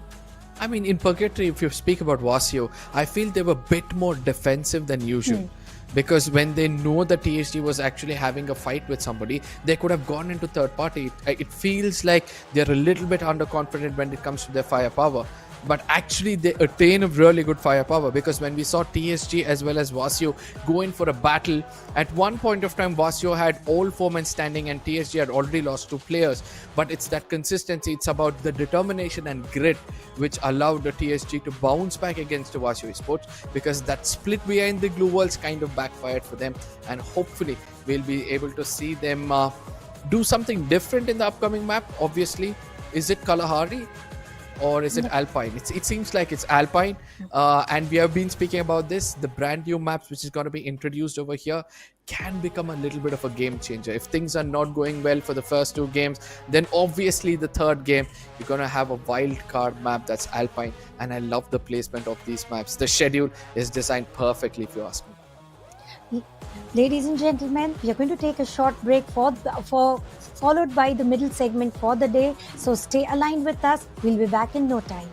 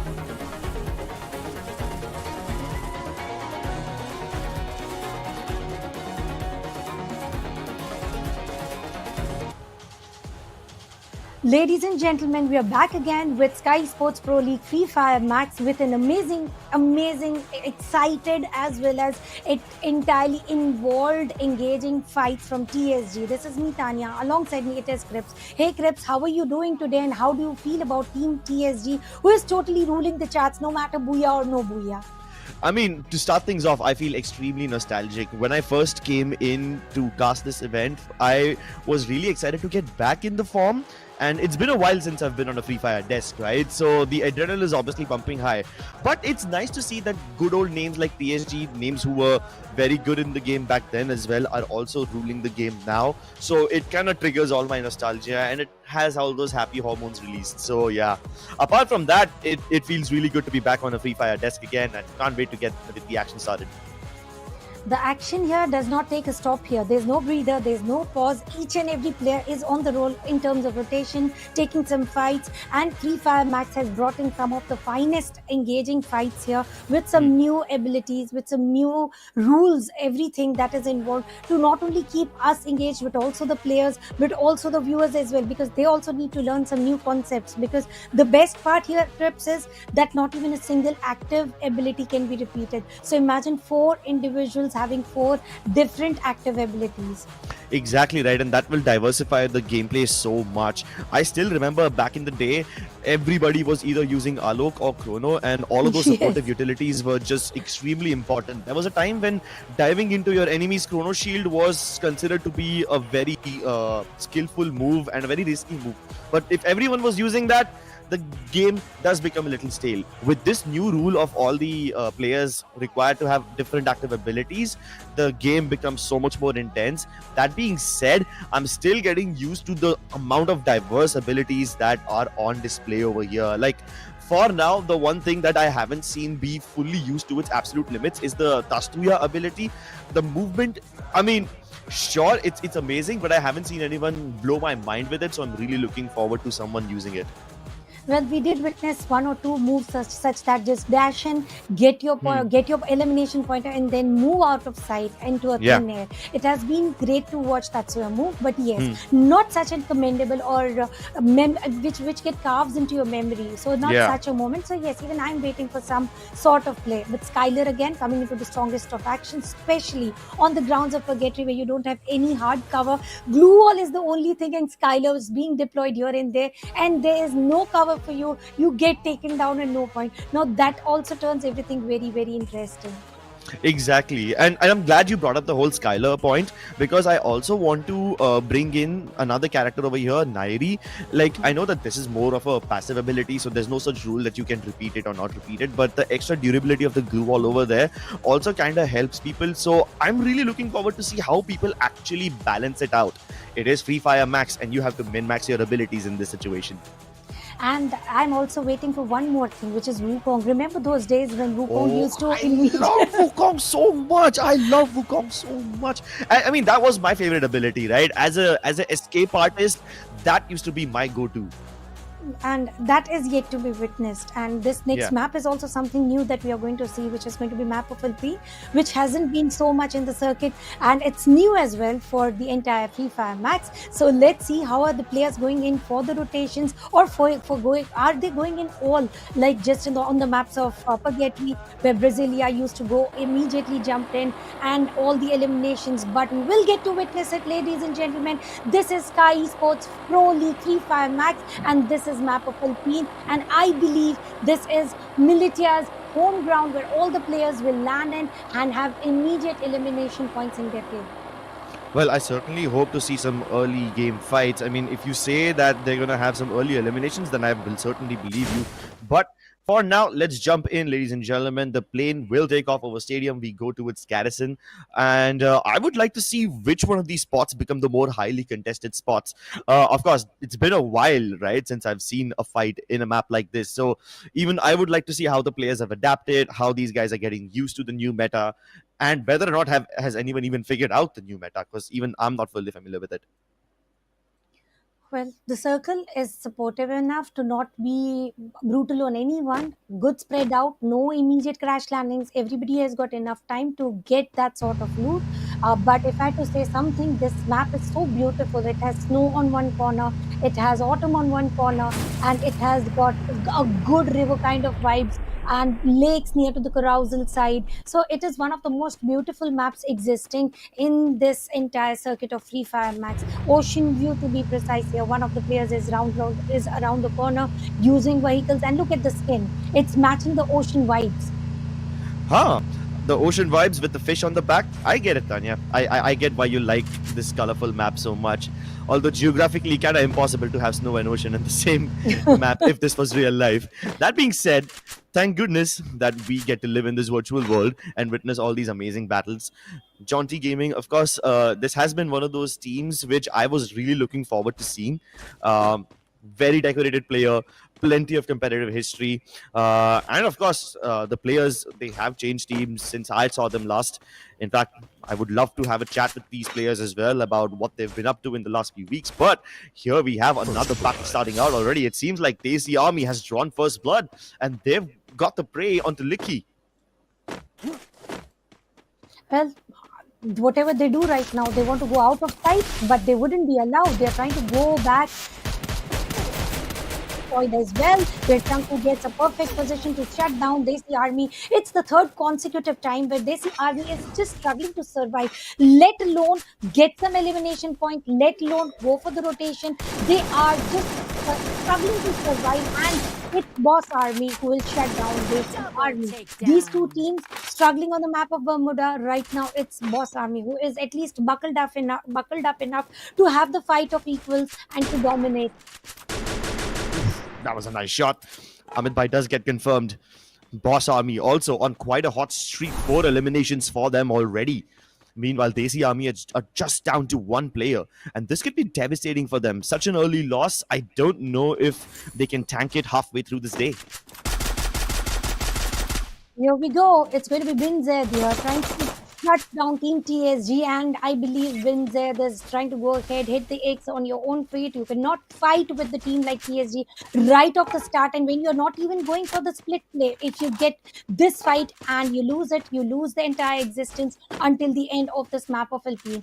Now it's all in the snow world, looks very beautiful, but it isn't. It is very thrilling, it is very aggressive, where Gyan Ninja is spotted and taken down in no time by TSG. Obviously, this is one of the toughest fight picked up by Binzed. And here we go, Jaunty Gaming, the team finally buckling up.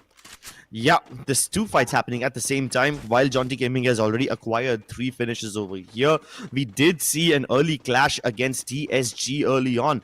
And TSG Army, you're right, Tanya, they are one of those teams who you cannot afford to face very early on unless you're extremely confident about your positionings. But here we go, Thunder and Gyan inside the house. Krish goes right in, pops them full of shotgun lead, and those are 2 instant knocks. That was extremely fast. Legend and Krish on fire, and they've got the next target as well.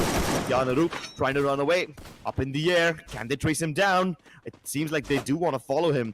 TSG really feeling their vibes right now, really wanting to chase all their opponents, and they really want those elimination points, Tanya. It seems like they're not going to let their prey get away scot-free. And this is exactly what they're playing differently from what they played in scrims. We did not get to see this side of TSG in any scrims. And the Binzed last man flying away could not fly further. Arup will be put to sleep, but that's great. Before he went to sleep, he made sure to awaken rest of the teams. Boss Army still having 1 man surviving. Desi Army could not get decimated as well, because all thanks to the split of 1:3. Now there is a revival point. There is a token how you can revive. That is also giving an extra bit of advantage to the rushers team TSG, where they are going rushing, and if they lose, they will be revived. But right now it is Jaunty Gaming. They are losing players here. 2 men down. Will be immediately resurrected. Yeah, but Hemu has a lot of responsibility on his shoulder. He's already getting pushed from behind. Assassin Army scale up the staircases, and he's kind of trapped right now, hoping that the glue walls will be able to protect him from getting traded out, but that is not going to be the case at all. And even Hemu goes down, bites the dust. Assassin Army also on quite a hot streak. Plenty of fights going in their favor over here, Tanya. A lot of fights do not have any elimination of entire squad. Everybody is surviving until the final circle, and then comes the havoc, then comes the chaos. Let's see how is it going to end up, and in which direction will the circle go towards. Right now, Assassin Army with 4 eliminations on their name, and Boss Army as well. Vasio Esports, the team to struggle to survive, is picking up fight with only one fence in between Team TSG, the strongest team in the lobby. They have been successfully shut down. Ayush, not for so long. Siddharth immediately reviving his teammate, but Legend taking the trade here, puts Predator down on his knees. Oh yeah, that was actually insane. Even Siddharth with that cover fire protects Legend for the time being. So now you see why TSG Army is a force to be reckoned with. The moment Legend was in a bit of danger, he gets cover fire from behind, and now he's rushing ahead in the vehicle, trying to get a flank angle. Vasio Esports in quite a lot of danger. Krish caught in the open. Deploys the glue ball to keep himself alive for the time being, but here, there's throwables already being deployed towards him. Krish manages to cross the gap. Meanwhile, Kartik, he's been knocked down as well. Manish rushing towards him to hopefully provide cover fire, but Anshu really has to reposition. He's not in a place to trade his teammates out, Tanya. Well, there's something that I'm looking forward to. Why is everybody up against Team TSG? Yes, they are on number one. They want to fight off the strongest team first, and then we'll go through. But on the course, they are losing the players, which is very tough to. I mean, if you lose players early on, there's no way you can hope to get Buya anyhow. And this time, it was shutting down. Well, they proved me wrong now. Yeah, it seems like the gods can bleed as well, Tanya. TSG Army, not exactly the invincible force that we thought they would be. But then again, they're up against Vasio Esports, who also are one of the stronger teams of this lobby. Two titans clashing against each other. And one can only hope that other teams don't get caught in between this titan brawl. On our screens right now, though, we have PN Rose. They did get the Booyah last game, and they want to continue their dominant streak once again. They do see Mafia. Mafia on the run, using all the movement possible to get away from PN Rose, but they're going to launch themselves towards him again. Mafia ready to intercept. Both the glue walls deployed. A glue wall melter also on the ground should hopefully get him the advantage, but Black falls. So does Lewis. Total Gaming Mafia. His sniping skills are on point today, Tanya. Well, when haven't they been? Mafia has been one of the finest snipers available in the lobby. And the entire squad on the other side going to sleep, and until and unless there was a shotgun and a close range duel, obviously. But PN Rose went a little more aggressive than they should have. They lost 2 players. Sure, they will be revived. And Benzer, they were enemies. Right now, friends for Mafia. But at the end of the circle, it will be Mafia taking down them as well, because he is gatekeeping. He has got a better position. Benzer Gaming on the route of getting the entry, but on the other side, Mafia will be put to sleep no matter what, even after losing 2 players. Sahil will not allow the loss of Lewis and Black go astray. Yeah, at least he will redeem his teammates. They won't go down for nothing. Sahil with a triple elimination. Also getting the knock onto Mafia confirmation as well. That was a good enough fight for him. But now they're up against a new nemesis, Total Gaming and PN Rose. Will they be able to duke it out? Insane. He's got D-God, KD-God in his sights, and will they be able to pick up these fights? KD-God still looking for an angle. Knows that Insane is across the corner. And glue wall deployed. Insane knock. He really lives up to his name. And that's him down as well. Total Gaming lose 1 player. And Desi Army loses their existence once again. The first team to get eliminated. And what about KD God? Well, he's back again in action. He was near to the revival point and he revived his entire team. 5 eliminations already. Team TSG again spotted in action. This time it's against the Boss Army. It's a strong push coming in from Licky as well as Shanku. Ayush down on the knees. Legend as well. It's all up to the last man standing. How long will he stand? And Divine putting everyone player by player. Boss Army, it's a 2v1 situation. Krish versus Shanku. 1v3. Not with the Uzi in his hand. Will he be able to deliver the damage that he's deciding to? Shanku trying to heal in the middle of all this chaos. And Divine has the higher ground. He's got the flank, but hold on. It's Vasio Esports, they are here, the third party. And now Shanku has to finish this fight as quickly as possible. He's trying to dip in and out of cover. Down to just him. He tries to escape, but he's gonna land right in the arms of Vasio Esports. And this is the worst possible place to reposition. Out of the frying pan into the fire. Boss Army is eliminated. And now two Titans clash yet again. It's a rematch, Tanya. Vasio Esports and TSG are going against each other. And Predator down on his knees. Will he be revived? Because he's quite too far. And he will be revived he will be resurrected rather revived. Again, launchpad coming into action. They did not end up well for Boss Army. Will it be going good for Kaushik here on the rooftop? And he is tanking up the damage from blue zone as well. The Stacks will be able to cover, pushing in with SMG. Kaushik will be able to take down Krish. And will he get the time and opportunity to take the confirmation? Yes, he does. Kaushik eliminates the team TSG, who has been dominating the entire day. The first segment was entirely on the name of Team TSG. Now, Vasio Esports bringing in all the best they have in them with 9 eliminations and 3 players surviving. Massive game for Vasio Esports. With 9 eliminations, they should be able to propel themselves into the upper echelons. But before we can talk about them taking down the Titans, we have another Titan, Mafia, down on his knees. Kalahari Esports taking a fight against Pete and Rose. They should be able to melt all these blue walls down, but Sahil, he will be able to steal the finish onto Mafia. Points taken away from Kalahari and all their efforts going down the drain. Plenty of bullets, plenty of lead, shrapnel, all of that being rained upon towards Sahil. But he uses a bunch of glue walls and gets himself behind cover. Yes, of course, he's taking a lot of damage from the blue, but he just has to survive for a little bit longer. If he can just survive long enough to let Kar98 distract themselves, he might just be saved by Jaunty Gaming, who are looking to third party in on this fight.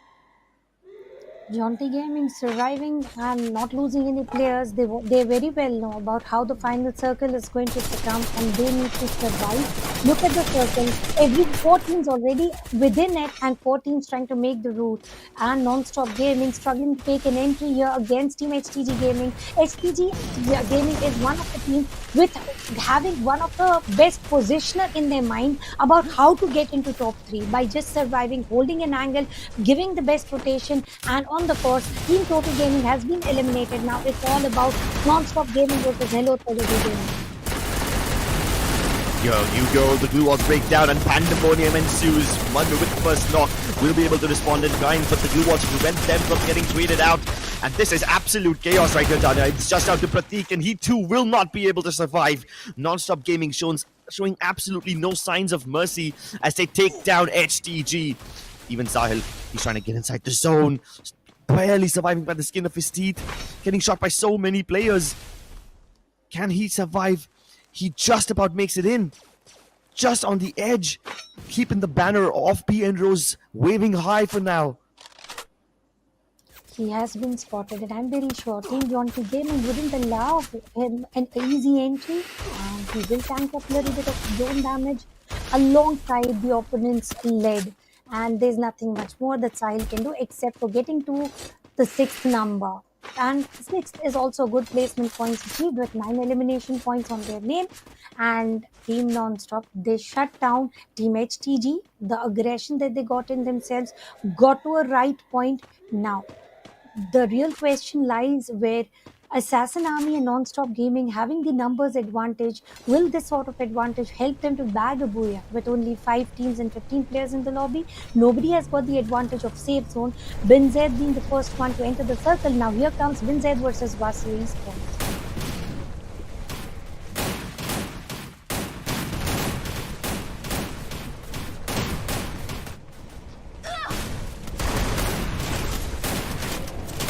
Non-Stop Gaming are also in the fray, Tanya. This is a massive third-party situation over here as these people struggling with the trades.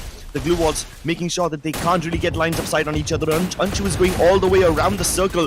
He's got lines of sight on Anubhav now, and he will not be able to win the fight. Anubhav barely surviving, will be taken down eventually. Struggle is actually struggling to get inside the zone.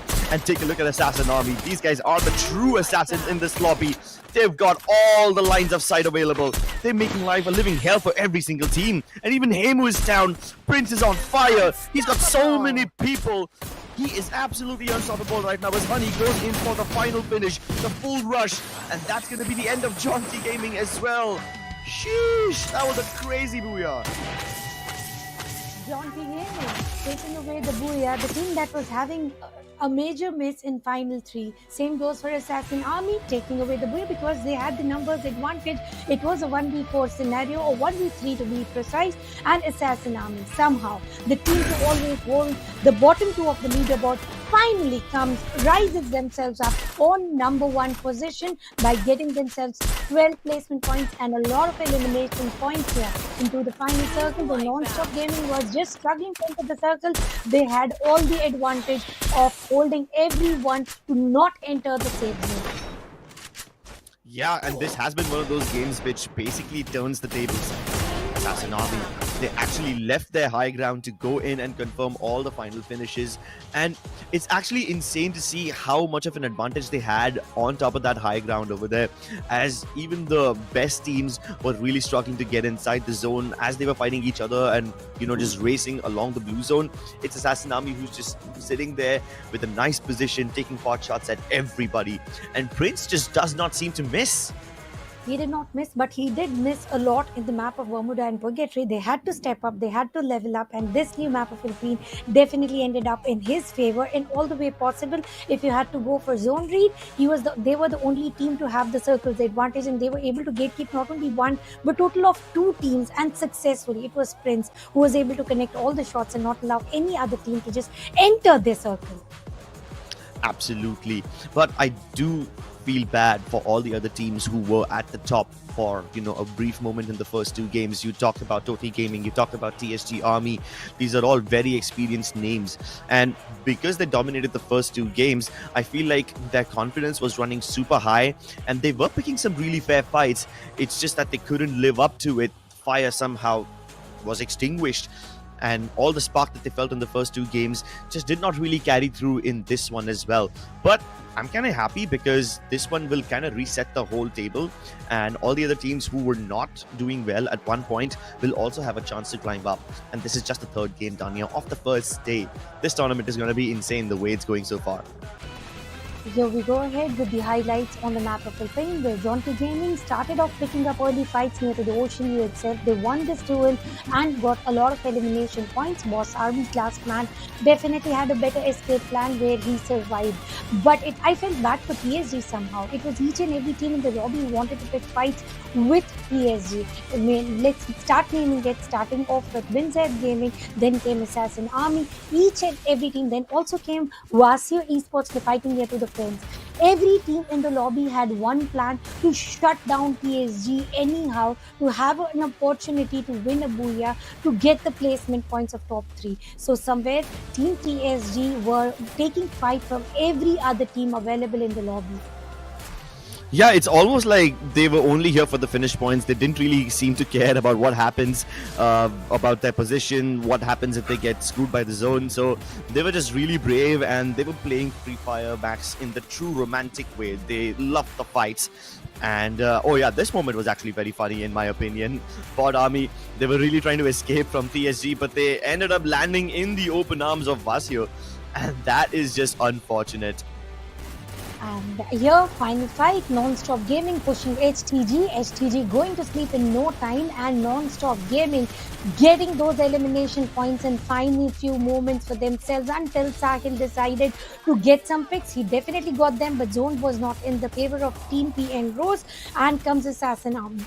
9 eliminations already, perfect zone placement, perfect height advantage, and the strongest sniper with the best of the sniper skills. All he had to do was get a pixel, get an elimination points, and we'll talk about the MVP on the map of Alpine. Obviously, there is no question there. It had to be Prince, and it is Prince. 6 elimination points, 2 assists, and look at the damage, 3,382. Doesn't match up with the elimination and assists. He might have got a lot of knocks on his name. Yeah, plenty of knocks, perhaps way too much damage, because when he has such a vantage position in the last zone, and when he's raining fire upon everybody, naturally he's going to dish out all the damage as well. And only 2 assists, which means his teammates also contributed quite a lot. Although, that being said, I do believe that maybe some of their finishes were potentially stolen away, because that fight was really chaotic. And yeah, sure, Assassin Army, they had the best position in the game, but you gotta keep in mind that everybody else who's coming in from the zone, even though they're being gatekept, primarily by Assassin Army, they also had to fight a bunch of other people along the way. So yeah, he is way ahead of his teammates in terms of damage. 3,382 for Prince, but almost everybody else in his team has less than 2,000 damage. So that kind of shows you how much of an MVP performance this was. And look at the player, Honey, 6 assists, 6 massive assists, man.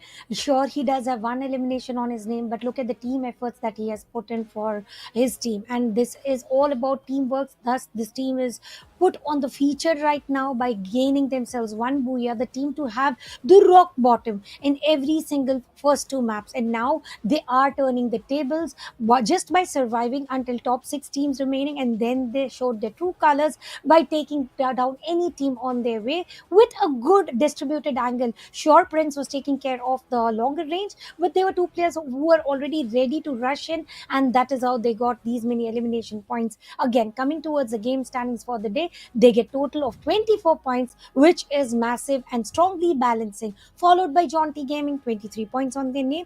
They relied more on elimination points, followed by Team Vasio. Finally, Jaunty Gaming, Team Vasio spotted in top 3. These were the 2 team scripts that I and Arka were talking over and over time. Yeah, and they truly deserve all the spotlight. They deserve to be talked about till the end of time. Absolute dominance from Jaunty Gaming and Vasio as well. Of course, Assassin Army comes out on top, but it still is very impressive how Jaunty Gaming had more eliminations than Assassin Army. Truly, truly amazing. And I can say the same for Team Vasio as well. Sure, the placement points might have been lacking, but given the situation that Vasio Gaming was trapped in, given how much pressure the zone was putting on them, I still think this is a decent enough game from them. Ian Rose, of course, managing to continue the momentum.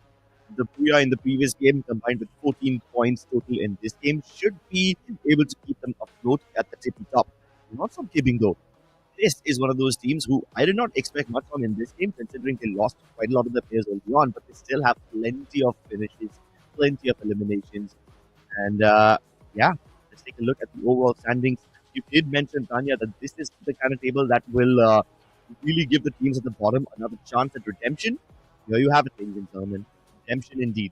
But look at Team TSG Army here. They are on #1 position with 70 total points. And if this is the way they are going to play on the grand finals day as well, they might end the day on the 5th map itself, because the 70 total points within just 3 maps, which is too huge. Followed by Team Rose, Team PN Rose. They have given all the best that they can. They got one booyah. They are surviving until the end. But there's nothing compared when we talk about the elimination points here. Even doubling up the eliminations of Team PN Rose and Assassin Army, they are nowhere close to elimination points achieved by TSG Army.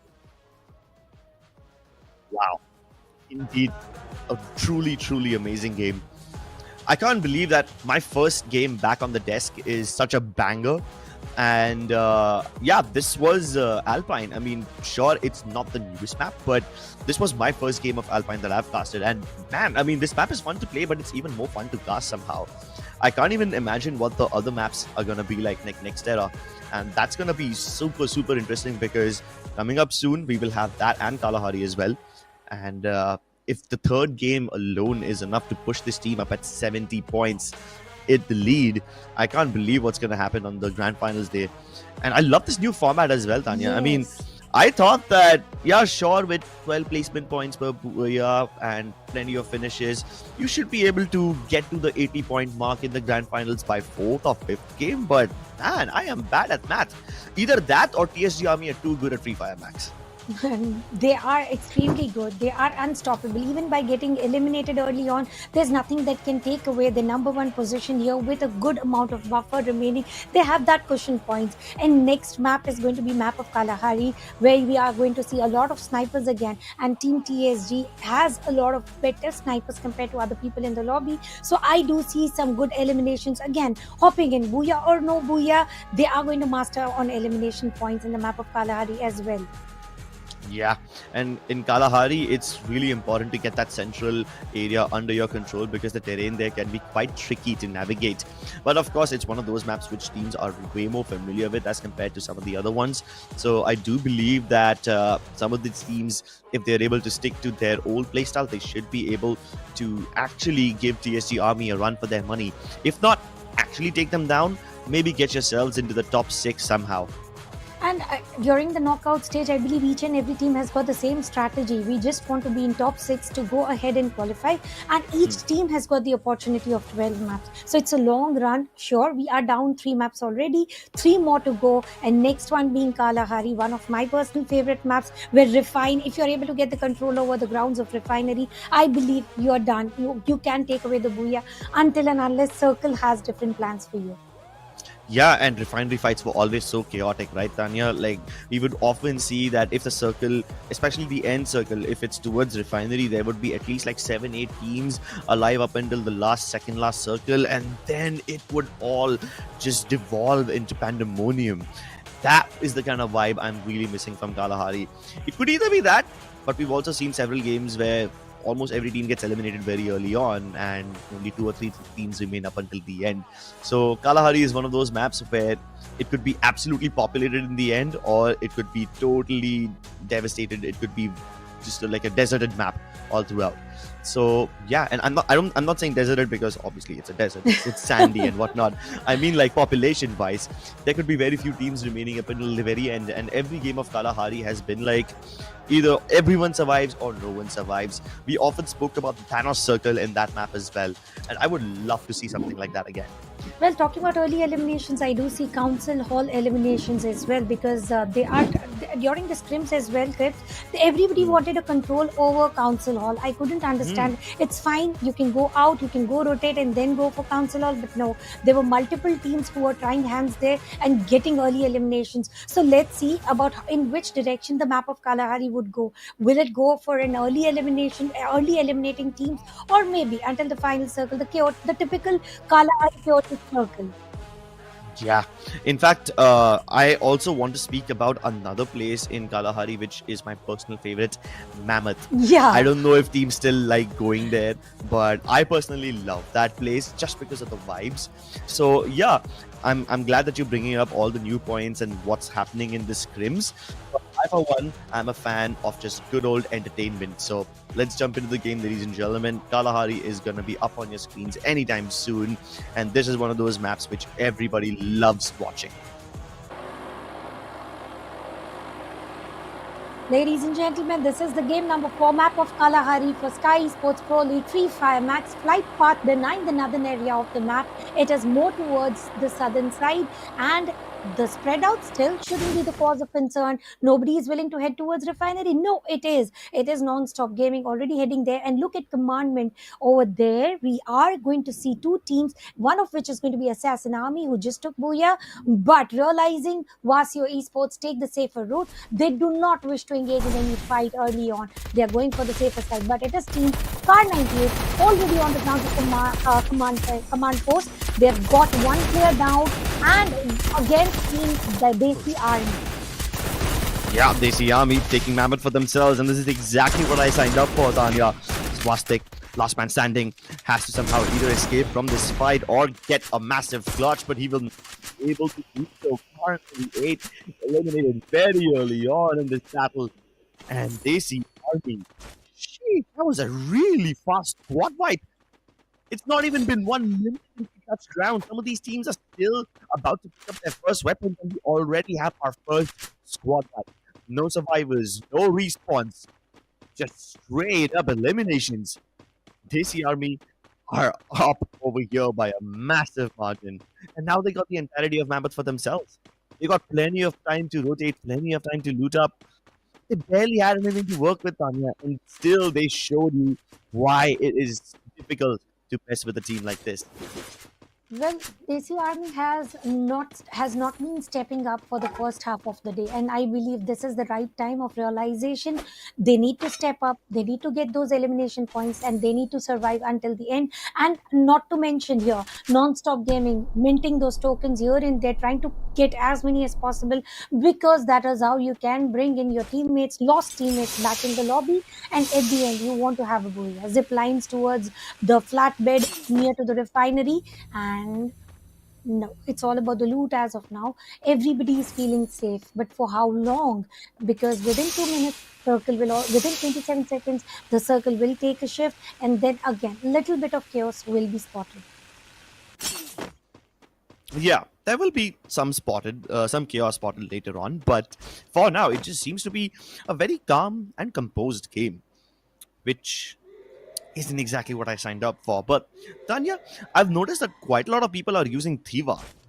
I mean, this wasn't exactly the most overpowered ability back there, but now I'm seeing like plenty of people are using this. And since it's one of those abilities which doesn't require an active slot, I do believe that quite a lot of people can spam this. So I'm loving how the meta is evolving right now and how many new characters are we getting to see. Sure, because Theva's ability is to definitely speed up and go ahead, rescue his teammates, or maybe help others at the best of the speed possible. And it also increases and recovers the HP by 15% there. So Theva is the passive ability which has been spotted here and there to be the support player for the team. But right now on the grounds of Foundation, who is going to fight against each other? Well, it is TSG versus Bin Z, but this time Bin Z want to be at the safer spot.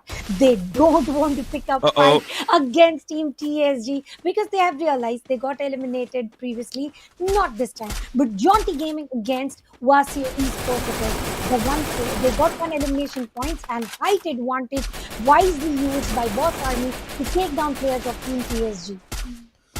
Yup. But while Boss Army was able to get that first knock, Krish has been revived, and whatever loss that TSG was suffering has already been recovered. Now Boss Army need to recuperate their strats and figure out what to go or where to go next, because they've already spotted TSG, they've already fired some shots, so they've revealed their position.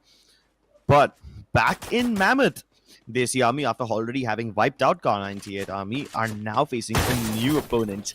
This time, it's none other than HTG Esports. HTG, yes, Uh-oh. they are cornered very badly. Blue walls only being the support system. Sure, they will be reviving the teammate. They see Army trying to get a better angle there. And the height advantage will be contested. And the beauty is Stacey Army will struggle way bad in HPG. They are going to have a team wipeout. We are just 5 minutes on the map of Kalahari, and there are two teams who are already eliminated. And on the ground of the script talked about, that is Mammoth. Woof. Yeah, Mammoth fight's definitely heating up. But once again, Tanya, we are back in Council Hall. You already spoke about how important this area is, and Vasio Esports are showing us why they are the kings of this place. 4 eliminations to their name already. And the height advantage combined with the trading from Kaushik and Predator has been absolutely spot on from Vasio Esports. Their decision-making skills and the speed at which they do it is absolutely spot on. But while Jaunty Gaming lost a couple of their players early on, I do see a couple of revives on the feed over there. So I wonder what's going to happen if these teams also figure out that the players are being revived. Have we seen a lot of hunt downs that way? Like the moment players are landing again, as soon as they are revived, as soon as they respawn, do teams actually try to hunt them down, or do they get late for it?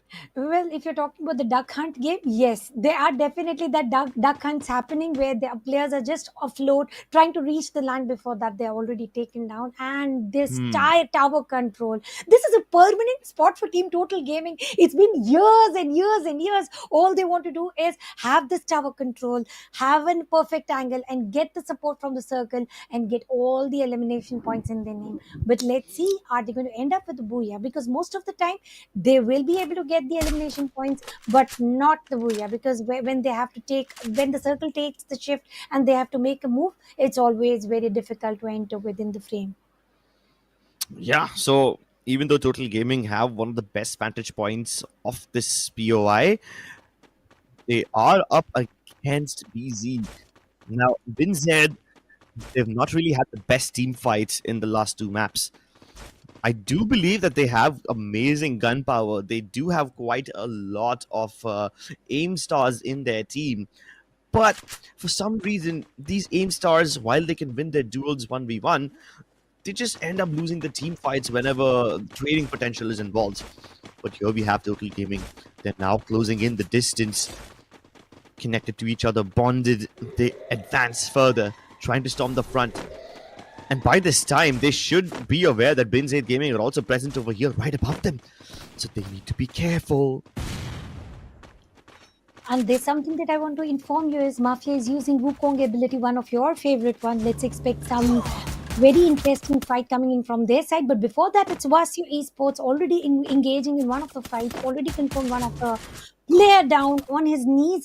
And it's a rush from Team Total Gaming. They're looking forward to rush against Team PNROS. Now, this is very risky battle. It's because the captain... No, it is Assassin Army. It's the height advantage due to which Team Total Gaming will have a great time there. And John T. Gaming with the very first elimination points after losing Ash from the lobby. Yeah, that's an unfortunate loss for Ash. And Jonty Gaming have already used up a few of their tokens to revive Hemu. So, yeah, I don't know if they will be able to do something like that again. But currently, revival is not on their priority list. They need to survive first because they're getting shot. Vasio Esports. Love the movement. Love the way they get the advantage on the height. And now they've got sightlines onto Hemu. Predator already firing quite a lot of shots. It's Anshu who gets the knock. And just like that, Jonty Gaming once again in quite a lot of danger. The zone is shrinking and they need to make sure they also make a move apart from taking some fights because otherwise zone will eat them up on the grounds of Mammoth. You can see Team HTG versus PNROS. Blue Almeters being deployed, no cover here, and small tents, which has a lot of openings where throwables will be introduced. And as soon as I say that, it's Muktia this time using throwables already to waste out all the blue walls that have been placed by Team PNROS. Again, trying to make a move. They are creating a ladder of cover with the glue wall and trying to take a control over one of the possible tents, which I don't think is very, very easy. HTG Gaming here tanking up a lot of damage with only bit of cover that they have is Ridge. Pratik trying to give a cover with the throwables again. Will they be able to survive? But barely, sneakily, slowly, they got the cover of the tent, and once they get that, they are ready with an aggression, they are ready with the push, and this time with shotguns in both the sides, I believe. It's the fight of equals again, where Team TSG is trying to join in as a third-party affair, very nearby, and they will mint. TSG has been minting some elimination points by eliminating a knocked out player, and that falls into their strategy wisely with them having 47 elimination points on their name already. Now, height advantage for Team PNROS. Yeah, Team PNROS, they do have the height advantage, you're right, Tanya, but Kirigod has the angles as well. Pratik and Lawyer trying to get towards the other side of the ridge, hoping to avoid this fight, but they've also realized that TSG is here. I think they might have just spotted their enemies. They are hoping to bait PNROS into a fight against TSG while they get to live on the periphery. And we spoke about a third party, Tanya, but look at this. Take a look at who PNROS are fighting. They're fighting Assassin Army. This is a fourth party situation, but Assassin Army might just be a little too early to the party. They've already lost a couple of their players, and this could be way, way worse. They came in hoping for a couple of free eliminations, but they're the ones suffering losses instead. PNROS, whom will they survive from? There's so many teams that they have to be safe from. If they look at the bottom, they've got HTG. If they look at the back, they have Assassin Army. If they look on the side, they've got TSG. It's a tough point for Team PNROS. Either they get a lot of elimination points or they get eliminated. Look at Legend. He's just enjoying the view of three teams fighting. He doesn't want to get involved. He is in the safe zone. He's looking forward for the right time when he can rush in and bag those elimination points. On the course, Team Jonty Gaming is fighting against Team Vasio Esports. Vasio Esports lost a couple of players but were revived immediately. So not much of a loss except for Jonty Gaming gaining some elimination points here. Yeah, you gain a couple of... Are they trying to re-engage in this fight against PNROS? They're currently on the edge. and all the throwables are keeping them at bay. Meanwhile, Vasio Esports are recuperating their losses. They just got back Kaushik. And the moment I say that, even Manish comes back online. So Vasio Gaming back down to all 4 players. Well, 10 eliminations on the name of Fasio Gaming. They are buckling up. They are showing that yes, we do exist. Look at the elimination points. Total Gaming 0, Assassin Army 0. Scoreboard came for Bot Army. And then talking about BinZ, PN Rose, HTG. HTG with 4 eliminations, but BinZ, PN Rose and TSG with 1 eliminations on their name. But this time TSG wants to make sure that they are able to cement the number 1 position till the end of the day. They want to survive until the end. And the tower control favors no more for Team Total Gaming. They have to make a move in which Delete will be spotted by Non-Stop Gaming Zazie. He will be spotted. He will be put down on knees. And Predator is taken down by Zone. Now, this is a very difficult situation if you go in for the late rotations. Right now, Team Total Gaming is also struggling for just entering the circle. These are the these are the problems that they face to go for the later rotations. Oh my goodness, actually struggling, surviving at like 9 HP. And he just about gets away, trying to reposition, and he actually gets both of those finishes as well. Vasio Gaming had just revived a couple of their players, and now they're down to one last player again. Even Anshu goes down. P and Rose are stepping into this fight, and this is turning into a very, very heated affair. Boss Army, they might not be in the zone yet, but they're raining plenty of hellfire upon Non-Stop Gaming. Plenty of fights taking place at the same time, and all of them are heading towards Non-Stop Gaming. Non-Stop Gaming might just be in the zone, so they should be able to gatekeep Boss Army, but with just a couple of glue walls at their disposal, they clash into them head on. Even HTG are on the southern edge of the circle. The high ground of Mammoth is about to turn into a graveyard. Stopping, lovely shots. Lewis deploys a landmine in Honey's face. What on earth is that? Bokheria, or what? He still gets spotted out? Pratik still has angles on them. Lewis trapped inside that container. Pratik deploys the glue wall just to keep himself alive, but Sahil has been exposed. He's trying to go around the other side so that he can help his teammate out. Sahil and Lewis on the low ground. Only Black is the one on high ground trying to go up against the SG, and Chris trying to fight him at the same time. And while all of this is going on, Assassin Army have appeared on the periphery. They should be able to get plenty of finishes onto everybody. And they do. Shanku with a lovely knock as well. Assassin Army hit back, yes, but they might just get distracted. They're going towards the other side of the ridge now. They've spotted a couple of other teams who might be even more vulnerable. Well, it has been Z Gaming. There's no way they are going to walk on the mountain here, to walk on the upper part of the map, and it's all about Assassin Army. They've got the better placement, but Circle has taken its shift. Now, either they've got one place where they go in for 2 elimination points, or they start moving towards the center of the circle. And there's one team who is also have to end up in the open to, no, they have the grapple gun. They made an immediate entry, which will put them into the risk. They are landing up on the faces of Team TSG, and they will be knocked down. Obviously, this was pretty predictable, where they had to use and enter the circle in a way where Team TSG was very hungry of the elimination points, starts knocking down people. Being in the center of the circle, they are spotted by 2 teams on 2 different directions, one of which is Bot Army. On the other side, they have P and Rose. Krish trying to decide, go down with shotguns, getting those elimination points for themselves, and yes, P and Rose's 2 players will be put to sleep. Yeah, P and Rose in quite a lot of trouble, but TSG need to scale the back up the mountain. They did relinquish the high ground, hoping to get a couple more a couple of more elimination points. But when they did that, Boss Army decides to take the high ground for themselves. They tried to use the opportunity to get an advantage, and TSG have all climbed up once again. Shanku and Arsh, they've been spotted earlier, and now TSG are just trying to find them in this maze of glue walls. They completely ignore them. They know for a fact they need to get back into the center, and now their next target is an Assassin Army. Honey and Prince kind of trapped over here. They're getting shot by Legend. They try to protect themselves by placing high-end glue walls, but look at that. They can see the feet. And no, Honey, he almost could have destroyed Legend, but Legend gets shut down. Krish responds in kind, gets the trade onto Honey. Yes, that's possible, but he needs to get Prince, and he needs to get him now. The MVP of the last game, still surviving on his last legs, hoping to get the advantage in any way that he can, any way possible. Siddharth trapped inside. Lika tries to go in on a 1v1. Siddharth wins that battle. It's all up to Shanku. Can he clutch? It's done to him and Siddharth. Revival coming through. Gets his teammate back up on his feet. Once again deciding to re-engage. Pre-fires across the corner. Runs out. Switches to the sniper. But he can't do it in time. It's up to Christian Ayush once again. And now comes Prince. Can he clutch this out? Gets a shot through the wall. Whoa! As well. Prince with the clutch. And Assassin Army get their second booyah.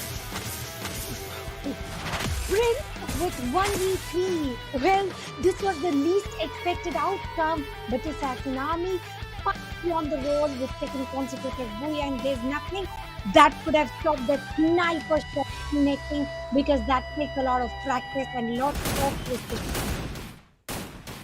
And look, this is how it all ended. He's prone, waiting, anticipating for the time to strike. Uses the grappling gun to get all the way around so that they don't spot him come up out of their line of sight. He's keeping an eye on everybody, and then the moment is right, he decides to strike. He already saw Chris trying to put up that wall, instantly places him through it, and that is how you make a stylish clutch. Sheesh, that was very entertaining.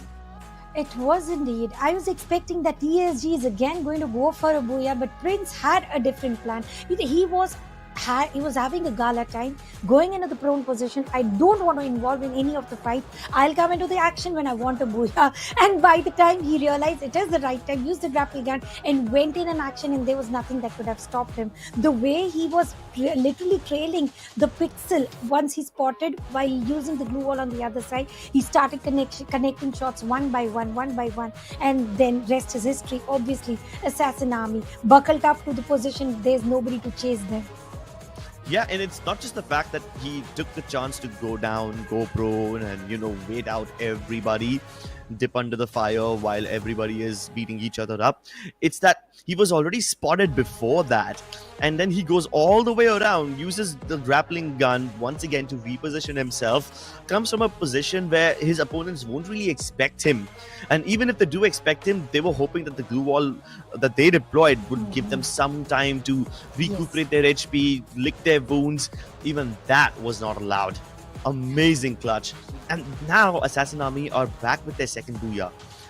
I don't know exactly how many points this will net them, but I think now TSG Army is in a bit of danger. TSG Army will still retain the number one position, but Assassin Army will be very close this time.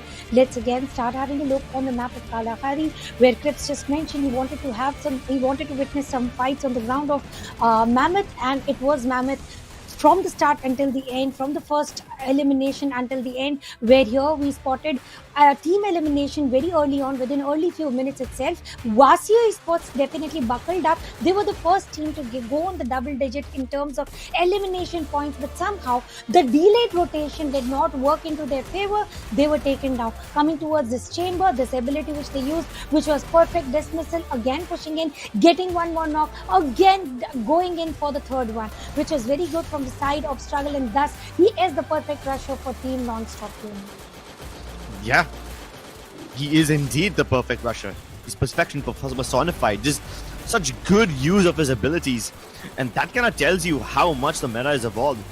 Back in the day, someone needed Wukong to pull off something like this, and now you see a much more aggressive version of this. It's almost like he's dismissing out of fights. But as we go towards the final circle, TSG really thought that they had another booyah in the bag. 9 finishes to their name already. Wins the fight against Boss Army as well. Shanku was chased around these containers. But just when the moment is right, they do not expect Prince to come in from the low ground. And last bullet connected so beautifully. He knows exactly where his enemies will be. He knows exactly how to use that game sense to his advantage and the timing to his advantage. Perfection.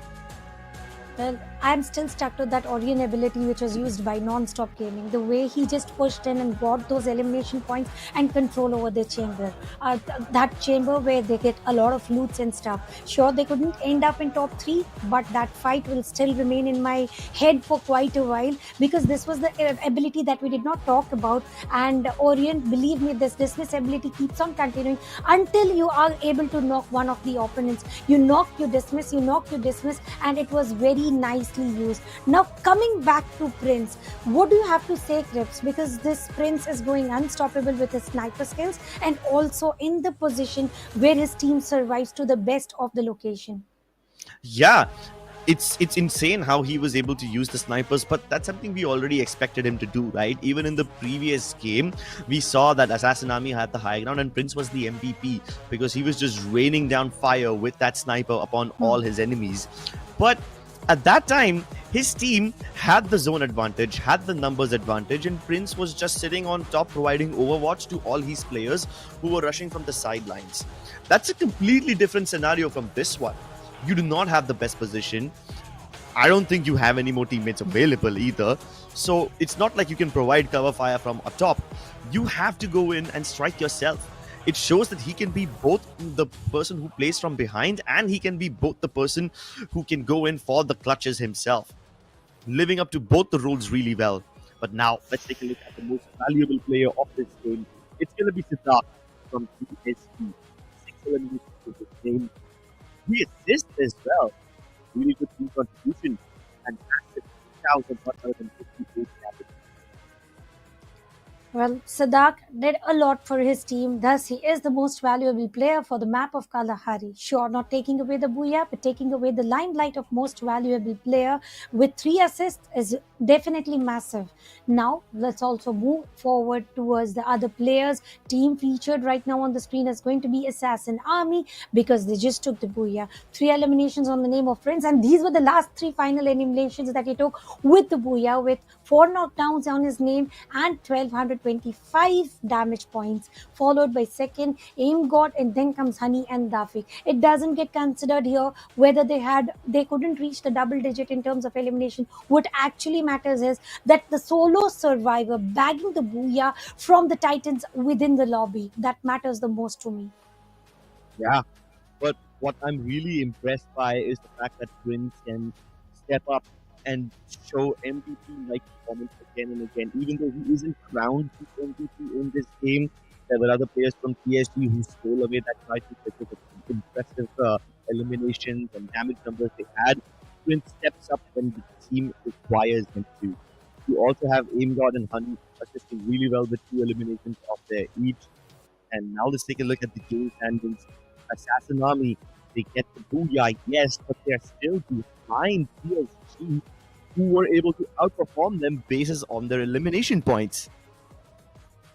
Still, TSG remains strongly cemented on number 1 position on this map as well, which is going to bring in the better positioning on the final scoreboard as well after 4 maps. But Car 98 Army, trying to pick up fight early on within the first few moments, did not end up exactly as they wanted to. TSG Army with 1 booyah on their name and total of 90 points. Look at the elimination points from TSG Army, which stands with the difference of 30 points already from number 1 and number 2. Assassin Army has got 29 elimination points, and which adds up to, if you add 30 more eliminations, then you can reach to the marker of Team TSG. They are more relied on elimination points, and there is no competition there because number 1 and number 2 has got total of 29 points of buffer. Still a long way to go. 4 maps down already. Kalahari by far being one of the most interesting maps forever. Yeah, Kalahari definitely was very interesting, and I'm so glad that I got to cast Kalahari because I knew that this map would live up to all the reputation, and it did. It was absolutely beautiful. Like, the nostalgia is hitting me really hard, but what's really hitting everyone else hard is TSG Army. 30 points difference, and all of that difference coming from just eliminations as well. My God, that's some next level of domination. I hope that in the next map the other teams are able to recover. But before we go there, we're going to take a short break, ladies and gentlemen. See you on the other side.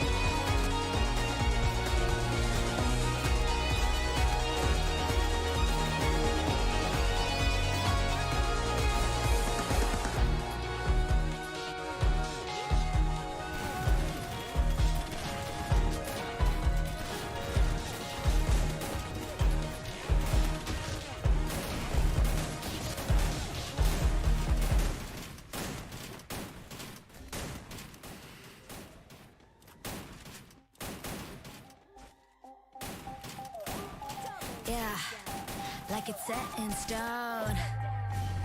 Let's go. 1, 2, 3, yeah, it's time to bring the heat. Yeah. We compete, got a mutual enemy. And if it's up to me, I'm choosing you. Up in the sky, we'll never lose. Lock and unload, we precise. I will take your advice. Got this energy up, we will take home the prize. So come get it, play this game. Showing all your skills, bang, bang. Let's raise the bar, ready to start, we'll never stop. Together we're off the charts. No doubt we will get that. Roll out, never sit back, sit back. Let's raise the bar, ready to start, we'll never stop. Together we're off the charts. Yeah, I bet you will show them all your skills. Dive into your reality. Yeah, we can shape our own fantasy. Do it all, no adversity.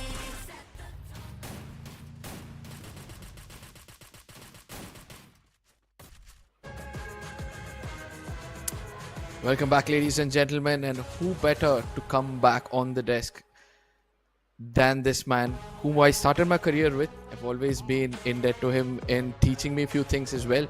But yes, it's a little bit MO to come back and learn things from him yet again. But yes, ladies and gentlemen, you guys are watching Free Fire Max Pro League by Skyesports. On the desk with me is Scripps, and I still remember the first time I was casting with you. I was fumbling to pronounce your name right. And you're kind of a lot of people do irritated, that. but and this time around, I'm so happy that I can get things right. I can also entertain you to an extent. But speaking about entertainment, Assassin Army, what's gone into them? I do not know, man. These guys keep on getting clutches upon clutches. I don't know which assassin they pray to, but they're certainly being blessed. And they kind of lived up to the name of the Assassin Army, right? They were so sneaky towards the end over there. Prince was just lying low. And normally we expect Assassin Army to be super aggressive and whatnot, but when the time is right, they actually live up to their name. They actually behave like a bunch of assassins. He stood there, or rather laid down there, waiting for the right time to strike, and then he got the booyah. So yeah, that's insane. But again, coming back from Assassin Army to you, nice to see you again as well, Arka. I guess we're all a little bit emotional and a little nostalgic today, right? Yeah. Oh yes, I can give you a touche for that. But again, you know, since you already spoke about Assassin Army being aggressive, actually they were aggressive in the first two maps, but things were not working out for them. I love the way they changed their momentum, they changed their ideology of being a little bit aggressive to immediately becoming defensive in the next two games, which is working out for them in certain ways where it's hard for us to explain. But at the same time, another team which has impressed me the most in the past two games has to be Vasio Esports, because they challenged the big bull TSG after getting two good games. They were knocked out by Vasio in the third game, and they did not expect that out of syllabus question. Yeah, Vasio Esports, I mean, they kind of were like an out-of-syllabus surprise question. But even though Vasio Esports were not at the absolute top this game, they still had double-digit eliminations. So I'm still happy that they are really making a lot of progress. They might not be able to climb all the way onto the top for this particular game, but the consistency is what matters over here. And they're still very strong in the top 6, which is where the teams aspire to be on the first day itself. So all in all, even though Vasio Gaming are not as dangerous as they once were, they still have quite a lot of firepower, and they are a very strong force to be reckoned with. Now, here comes a point. Like, Vasio has got another IGL within him, within his line. So in case Vasio decides that I'm going to step out a little bit, I'm going to allow my teammate to kind of, come in and involve over here, that is where things can be a bit more interesting. But with all these things, it's time for us to come down to the most important part of it all, that is trying to predict who can be leading the fight or who can do better in the upcoming map, because it's a very different map altogether. Nextera, what are your thoughts on that? Honestly, I have no clue. I've never seen a professional game on Nextera, so I am ready to be surprised. Of course, Kalahari lived up to the hype because I knew what that map is all about, but I'm really excited to see what Nextera brings to the table. It's going to be a breath of fresh air, Arka. So without further ado, let's jump into the game. Absolutely, ladies and gentlemen, the next map on your screens will get ready to be mind blown, as this new map is going to challenge each and every team out there, and the flight path couldn't have been more perfect than this, to be frank, because starting off from square, ending towards the intellect center, I see around 3 to 4 small islands over here, or rather make it 2 small islands and 1 big one. But still, this island seems to be pretty challenging because it's all about the urban affair and the close range battles, where you'll have to know to traverse through these buildings to trap your enemies before you take them down. Ooh, interesting point. Intellect Center, currently occupied by Boss Army. You have PN Rose. They're also heading towards the northwest. Turbine. This could be an early fight over here. Prince lands in the vicinity of Total Gaming, but yeah, of course, he's just going to take the zipline back towards the center. And I was actually surprised because he might just have run into a teammate from Bin Zed. Meanwhile, plenty of fights to be expected towards Deca Square and Mudside. You have TSG and Vasio Esports in very close proximity of each other, Darka. Yeah, they've already started tagging each other, and it seems like they've started to become that because the drop clashes have become the new open secret for them. It's Vasio Esports still trying to counter TSG, and look what happens. TSG trying to push back VE, step back away from the Deca Square region, whereas on the other side, Non-Stop Gaming have to bring in 2 pointers over here. Non-Stop Gaming have been playing phenomenally well in the recent scrim they have been playing, but all of a sudden it seems like something is not going well. Yeah, not going well. Aztec down. Of course, he's going to be brought back instantly. No time wasted at all by Non-Stop Gaming. They obviously do not stop, but Bin Zed are also in a bit of trouble. You've got Total Gaming trying to puncture them down. And the moment one of them gets destroyed, Ganaru brings them back. Struggle up in his face, turns around to shoot Pratik, and he dismisses right in time. Lovely use of the abilities, but he does get traded after all, and he will be finished off. Anubhav tries to jump in, tries to help him out. The instant revival comes through, but they will still go down again. Struggle and Anubhav now both down. Pratik doing so much work for his team. Meanwhile, Aztec, he has just made landfall. Just got revived once again by his team. And he's going to be up in a 1v1 against Mokria. Aztec comes into the window. Mokria tries to connect. Saves himself out of there with the dashes. And these both players are just playing a chess game. It's almost like a game of tag rather than a fight. And finally, Aztec puts him down. And I was expecting the Tatsuya ability to be used a little later than that, but throwing it back when you're actually using that ability obviously makes you a bigger target. I was expecting something much more better from their side, but lesson learned the hard way. There'll be Pratik now trying to put definitely M18. And I don't think so he's connecting any shots with that. Yes, on the other side, Pratik, yes, he does connect those shots. Whereas at a distance, love story which was brewing up seems to be taking a little bit of a harder turn, as both these teams have come in close proximity with one another. I didn't think it was much of a love story to begin with, Arka. Unless your definition of a love story is extremely toxic, where people just beat each other up with weapons in a virtual battlefield. Yeah, then bring it on. Then I'm all up for love stories. But here we have Legend. TSG versus Vasio Esports. These both teams have been facing each other again and again. Legend knows there's somebody on top. Siddharth trying to provide cover from the other side of the window, but he tries to go in for the pre-fire. Both these players are up close. And here you go. Koshik tries to go for the jump shot, falls down instead, and Legend connects the shot onto Koshik. And there you have Predator trying to provide some long-range fire, but he knows this is a lost cause. Koshik and Anshu cannot be brought back. They cannot be avenged, so Predator might as well just leave this area and hope to live to fight another day. Manish barely surviving, 22 health. You know for a fact that TSG are going to chase him down, but will he have enough time to escape? I guess he might. There's one chance of hope. Assassin Army are also here.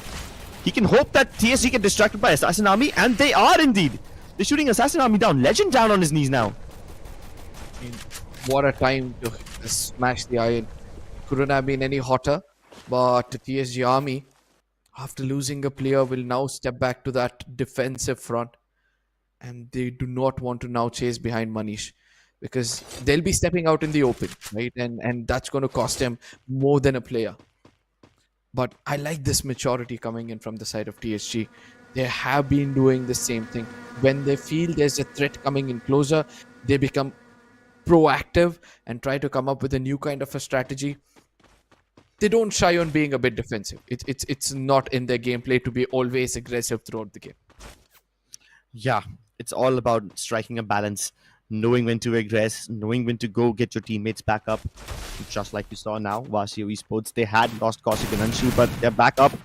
Oh my god, TSG. Look at that. The moment Legend goes down, one of his teammates instantly brings it back. And that's just how you know that one of your teammates will go in, try to harass the other team, get a fight because there is an escape card available. You have another life available as well. Absolutely. And that's the best part of Free Fire Max. You need to have your assaulters always in this game. No matter what you do, the roles need to be precise as well. But as of now, look at what Ash is doing from the higher grounds. He's going to be using the glue wall, but at the same time, the electrotherapy is going to be so much more crucial. He has healed up his teammate and sent them forward with a shotgun.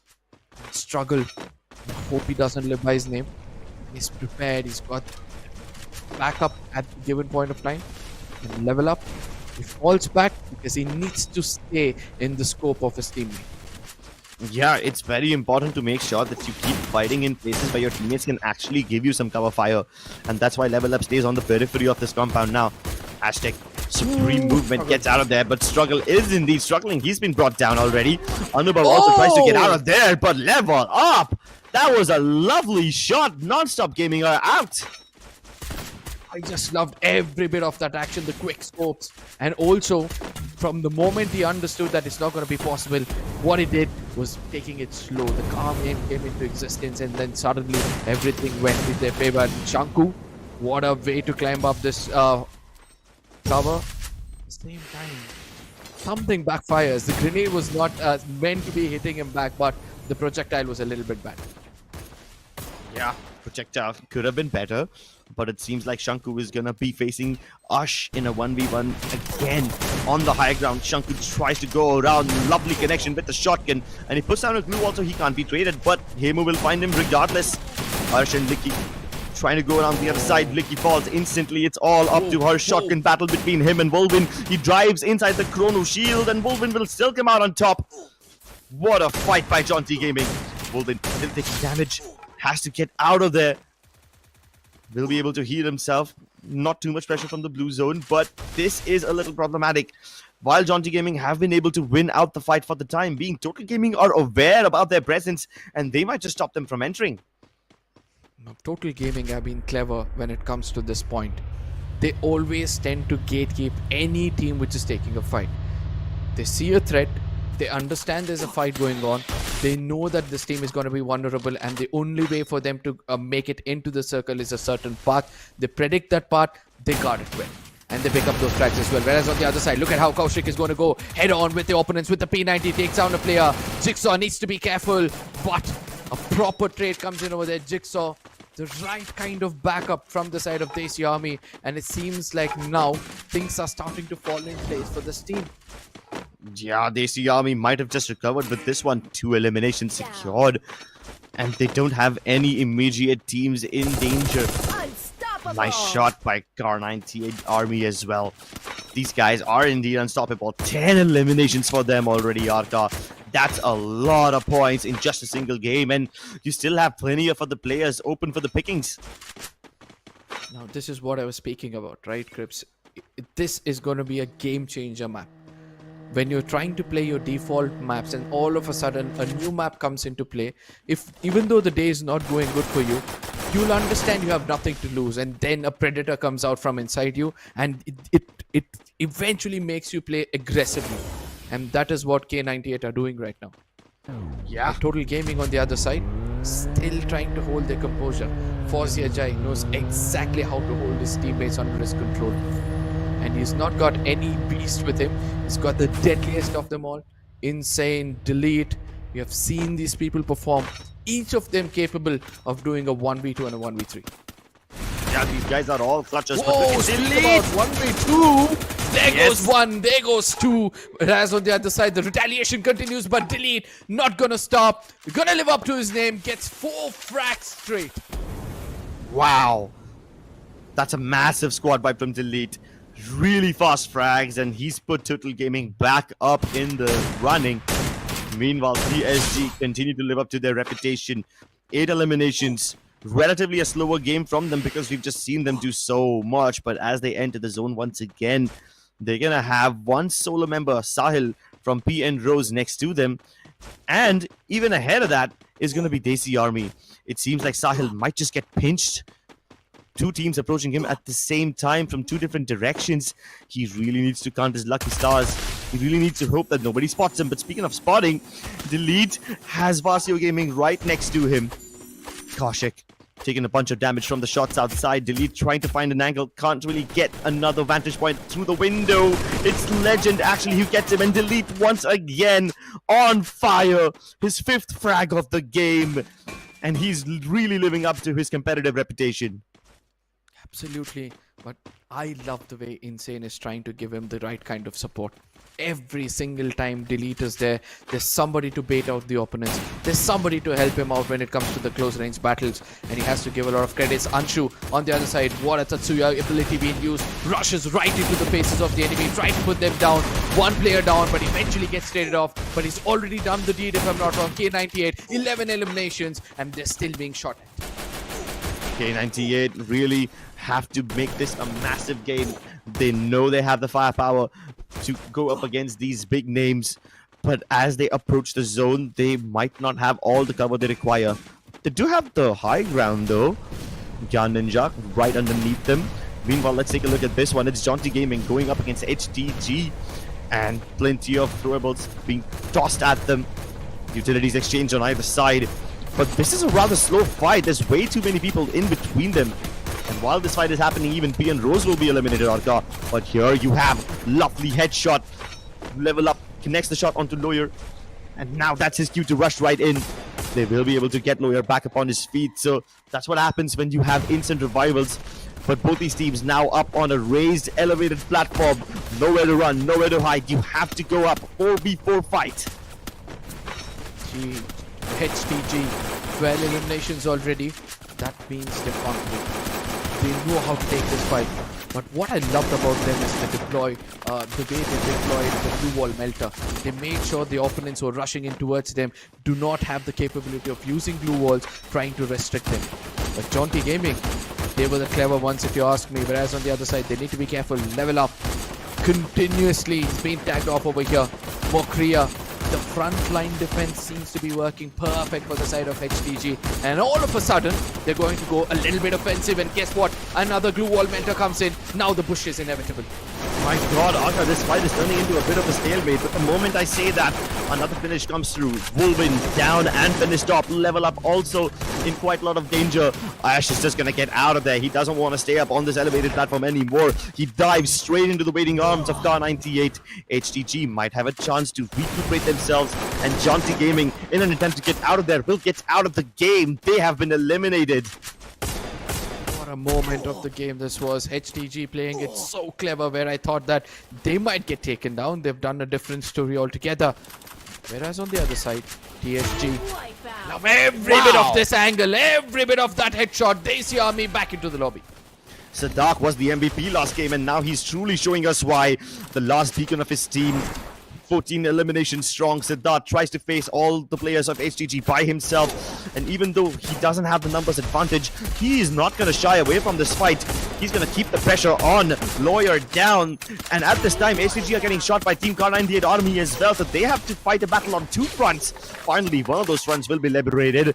The last solo surviving member of that team will be knocked out, so it's just down to these last 2 teams. 4v4 fight, Arka. This is the battle for the Booyah.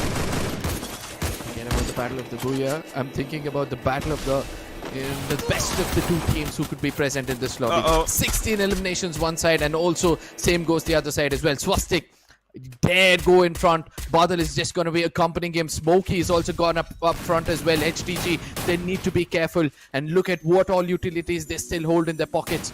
They're deploying every single one of them and also healing themselves every single time a player comes in closer. I do believe that HTG have a greater advantage. All they have to do is always revive their teammates as they push in. Yeah, that's what happens when you have the instant revival ability. The moment you get a knock, you can get your teammate back up, and it just becomes so annoying to fight against a team that keeps on coming back again and again.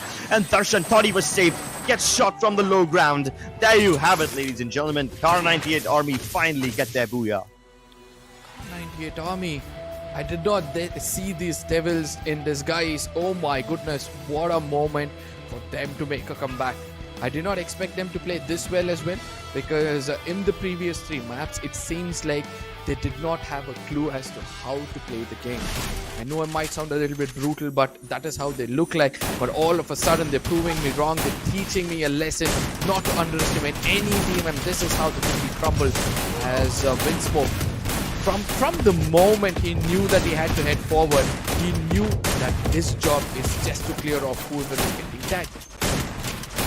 Yeah, whoever was getting tagged, they were getting brought back as well. And you were right. That's what happens when you have Thiva as well. Like the moment you lose one of those players, you can instantly get them back up. It's a very fast revival, and that's what it's like to face Car 98 Army. Keep in mind, they were getting shot by 2 different teams at the same time. Same with HDG, and no matter how much pressure you put on them, they just always seem to come out on top. Car 98 Army might not have had a very good start to this day. They might have struggled a little in the first few games. I don't blame you for criticizing them, Arka. Obviously, you expect them to do much more. You hold them to a higher standard. But like I said, this is one of those games where anything can happen. And we saw the tables being flipped in the previous game of Kalahari as well. The teams who were at the bottom got a chance to come out at the top. And this happens yet again. I mean, this is where we'd also like to speak about another character which was being used by Car 98, which usually people don't in a lobby like this. That is Casey in electrotherapy at the final moments. He knew that, he had to keep healing his teammates from the backlines, and that is how the distant player was able to bring up the final few frags. But coming back to what happening on our screens, Car 98, this is where they started things off. Look at how aggressive they were from the get-go. Yeah, Assassin Army very aggressive from the get-go, and I'm so glad you also brought up the electrotherapy point and the healing point, because a lot of these players are also using Cassie. You don't really get to see Cassie being used quite a lot in like a tournament which doesn't enforce the fact that you have to use multiple active abilities. You can't repeat any of those abilities. So a lot of players over here getting pretty creative. But Total Gaming Delete, now this is a guy who had so many eliminations to his name. I think he might just steal away the MVP title by himself, unless somebody else decides to get more than what he had. And the moment I say that Delete had an MVP-worthy performance, I take a look at Badal. He had 7 finishes. Even Prateek had 6 of them. Both HTG and Prateek, these guys, when they start raining down fire from that high ground, the elevated platform area, they are just so difficult to deal with. Every single time I see that shot, always makes me say, wow, it always makes me feel so happy, because those headshots, the skull breaking, it's amazing. But this were the final moments of the game, and this is what I was speaking about, trying to use Casey at the final fight and then giving the right kind of backup. But K98 Badal, you were speaking about him trying to be one of the most valuable player, and there he is with 8 eliminations and 5 assists and a total of 3,592 damage. Wow, 3,000. Okay, I think this might just be the highest of the day, right? No, Did anyone get more than him? I mean, I don't remember. 3,500 has been the new average for 2 to 3 players who have become the most valuable players so far. Sheesh, that is a lot. 8 eliminations by Badal alone. I was impressed by Delete when he got 5 finishes, but Badal really performing out of his mind. So many eliminations by his team, majority of them contributed by Badal. This guy was up in the clouds. Absolutely. and I hope he's ready for what's coming next, because 2 other games, another map is still in his hand, and that's going to be a game changer for sure. The more details is going to be given across, but for now, the team to be featured, the team who has performed so well. Look at that, 10 assists coming in from Winsmoke. Farhan gets 8 assists, Swastik gets 9 assists. Oh my goodness, these people were just helping the frontline assaulters to pick up eliminations. Yeah, so many assists, and that's how you know Badal was set up for success beautifully. All of these assist numbers, these just prove to you that no matter where your assaulters are, you will be the ones to set them up for success. Amazing teamwork from Car98. I was indeed worried about them when they got into that fight on the elevated platform, but at that time HCD just decided to dip out of there, and that's when they had the best possible place for themselves. Even though they were losing players, they were able to bring them back right then and there. And that's a massive game from them, Aka. 20 eliminations in total, 32 points in a single game. My God, that's ridiculous. Absolutely ridiculous has been the word for the day, because the first game TSG played, they also had the similar points, 20 eliminations with 12 placement points and making it 32, whereas HTG, look at that, 20 eliminations as well. 2 of these teams have got 40 eliminations in total. Shows that they decimated almost half of the lobby, or probably 3/4 of the lobby itself. And we had such high expectations from Nonstop Gaming because they were able to win some of their earlier fights, and we saw those fights on screen as well. We wished them the best of luck. We thought they were going to have a nice game, but after that they were just kind of wiped out. 2 points for them. Boss Army also had a nice trade-off in the early battles, but after that one squad wipe, they were silenced. Bin Z Gaming also not able to contribute much. So all the teams who had a bit of a comeback in the previous game kind of fell short, which means that Nonstop Gaming, Boss Army and Desi Army will stay towards the bottom of this table, while TSG has crossed the 100-point mark already. Oh my God, 100 points. And you still have one more game left. Exactly. That is utter dominance. The gap between them and Assassin Army was 30 points at one, before this game, before the map of Next Era. But now that gap has increased to 42 points. TSG Army just keeps on racing ahead of everyone. But this is what I was waiting for. HTG have overtaken Team P and Rose, and now they are tied with Assassin's Army at 70 each. Now, the best part about this, about the HTG is right now not having any kind of booyahs, but still try to maintain the top 3 position. That shows of, you just concentrate on eliminations, you just concentrate on being in the top 3 or the top 5 in every single game. That's going to eventually push you to be in the top 3. But disappointment, yes, Boss Army and Desi Army are not able to still step up to the competition, but it's all about trying to stay in the top 12 of the overall standing to make it across into the next round. So let's see which among these teams are actually concentrating on that rather than trying to be on the top of the table. But TSG Army do the heavy lifting in the first few maps, then reap benefits out of it throughout the tournament itself.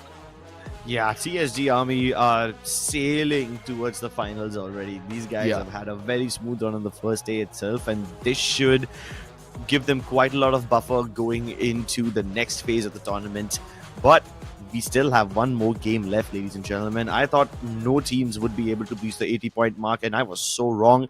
These guys have gotten to the 100-point mark already. What's the last map gonna be? The randomizer spins. It's Alpine. Alpine. Let's go. It's a unique map. I really wanted Alpine as the final map. When Tanya asked me in the beginning of the stream itself, I was like, okay, I want something like Alpine to come in so that those teams who are not able to perform throughout the day will have a game changer kind of a map. A new terrain altogether, a new topography altogether in comparison to Purgatory, Bermuda and Kalahari itself. So Alpine, I can expect a new team to take away a booyah. I really hope that we get to see a new team taking away the booyah. So far, it's the usual suspects taking them away. Assassin Army also got away with 2 of them. And there are some teams who are able to get up into the top without a single booyah. that's also very impressive to watch. But for now, I would love to see if any team who is not already in the top 6 can make a comeback and jump in there.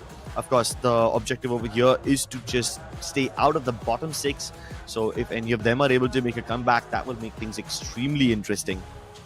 No, for the fan favorite teams, right? They have a responsibility. They have a responsibility to make their fans rejoice, not only because Free Fire Max tournaments are back, but also that their team is able to register good booyahs on the day one itself. Total Gaming, one of those teams I really want them to shine, so that they can add on to some more fireworks to the festival which is taking place. But as of now, Crips, I would like to go into the map analysis and try to break down as to what happened over here. Assassin Army, who had early control of a circle over here, but I really like the way from the get-go itself how they were being stopped, they were being challenged every single time. Assassin Army, they go in for a spread immediately as soon as they understood teams were trying to make it inside of the circle, and that is when all of a sudden we are able to see that non-stop gaming is trying to taunt and attack every single team, because they knew that either third parting is going to be one of the best scenarios for them. Vasio and Non-Stop already had a great fight which was going on, but Jaunty Gaming on the other side, they were just watching everything happen over here. We also have to look at how Jaunty Gaming could make it into the circle, into the high peak region, whereas Assassin, the split which they had, we were able to see that Prince, the information all being relayed that Jaunty is now trying to make it inside of the circle. Guys, be prepared. And that is when the push happens. That is when they found that everybody else were vulnerable, and that is when they pushed in against Jaunty Gaming, and they were able to, put on one player at a time and level up the last man standing. They did not have to worry about the center of the circle, as the split worked out so perfectly for them. A person in the high grounds giving information and 3 players going ahead to pick up that buoy. Yeah, and that's what good teamwork looks like. We've got a couple of players rushing in much further, and the others providing cover from afar.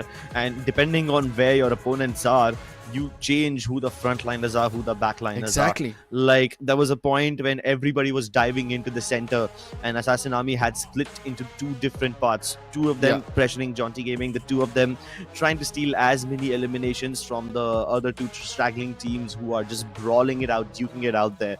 So they are able to maximize their entire output, and it's not like anybody was taking too many shots at them as well, because they were on the periphery of the circle. They were pretty much safe, and all the other teams who were diving into the center just had their hands full. And Assassin Army, with not much to distract them from the goal, were able to steal not just the booyah, but also plenty of the finishes from the other teams who were duking it out. Surprisingly, I thought Jaunty Gaming in that situation would be one of the first ones to be wiped out, since they did not even have the numbers. But that's what happens when all the other teams just dive in head first, and the teams who get left towards the periphery are just stuck eating popcorn, enjoying the battles, while everyone else is just beating each other up. Now, Jaunty Gaming did 2 things right. One, gained information. They did not let go of the high ground. They always had information of which team is where, who is trying to fight it out. Even at that split, they understood that, there's a team trying to come in from the right, so they did not go to get involved into any kind of fights. The second thing what they did right was letting the other teams fight it out first, and then try to third party. So my enemy's enemy is always my friend, and that is how you need to understand this game, because it's a battle royale game, and then try to execute it. More of such analysis will be coming your way, guys. But Crips, the final map, Alpine. Now, this is not a map which is so well known in the competitive scenes in comparison to the default maps. But if you had to say that one team could use their experience to play better in this game, which team would it be? I think it would have to be Vasio Esports. They are some of the most experienced ones in the entire lobby. And I'm sorry. In the previous game of Alpine, they had plenty of eliminations. In fact, I could almost think that they would have been able to win if the second last circle did not force them to abandon their compound. I think they would have had a lovely advantage. But that's just my prediction, ladies and gentlemen. I don't know if I'm going to be right. I actually hope I'm going to be wrong, so that we get surprised and hopefully some other contender rises up to the top, ladies and gentlemen. The last map of the game is about to begin. The randomizer has decided we are going to be flying over the skies of Alpine anytime soon. Absolutely, ladies and gentlemen, the final map of the day. As my friend already pointed out, it's going to be Alpine, but the flight path, it's going to predict a lot of people's fate, and it seems like it's going to favor each and every team out there as the flight path diagonally dissects the map into two equal halves. Respecting each other's drop location, everybody can head on to their favorite spots, loot, and then come in. You know what the game is. It is a match. It's going to just love you to go all haywire.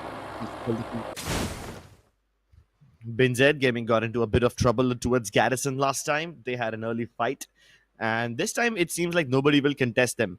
Vasio Esports spreading out quite a lot. Railroad occupied by them, a tiny bit of Carousel as well. But Total Gaming will definitely want to hunt Kaushik down since he's quite away from his team. Meanwhile, you've got Jaunty Gaming dropping to his fusion. And there's plenty of neighbors over here who they do not have amicable relations with. Even HTG and Nonstop Gaming, these guys might end up duking it out as well towards Blueville. I'm sorry, not towards Blueville. If I'm not wrong, this is Base Cap. Pardon me for that one. Struggle. Spotted our lawyer. Shots taken as well. Will he be able to connect? Plenty of damage dished out, but Anubhav also taking a bit of damage from the other side. So it looks like the flank has not been successful from Nonstop Gaming. Yep, the information is already relayed that there's somebody in the vicinity. So everybody's bodies have turned into ice. Binoculars being used at a distance. Now, one of the best ways for you to get information as to who is present where. And look at how they used it. They used it to eradicate one corner of the map so that they can come in immediately, capture that hard compound, and then try to converge in against the opponents. Very well usage of this ability. Oh my god, this is a hardcore battle. HGG going full send in towards the compound. Struggle already down on his knees. It's Aztec trying to provide cover fire with the 390. Dashes across the glue wall to get the angle. And he connects the shot. Even Anubhav strikes. That's a lovely knock. And within a matter of seconds, HTG Esports are out of this game. Destroyed in seconds. Nonstop Gaming had a very, very unfortunate loss in the previous game. This time they avenged themselves. Vindication acquired. HTG. It's hard for me to believe this was the team we were referring to have maximum eliminations and still be in the top 3 without any booyah. But it seems like this time around somebody has read them right. As on the other side, Assassin Army. Now, Assassin Army, you look at this lineup, even they look very promising.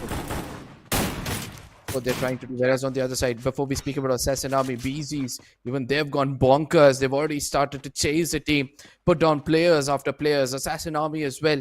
All they need to do is find out this last man from the side of Desi Army. In case they do, that means it's the end of the story for Desi Army yet again.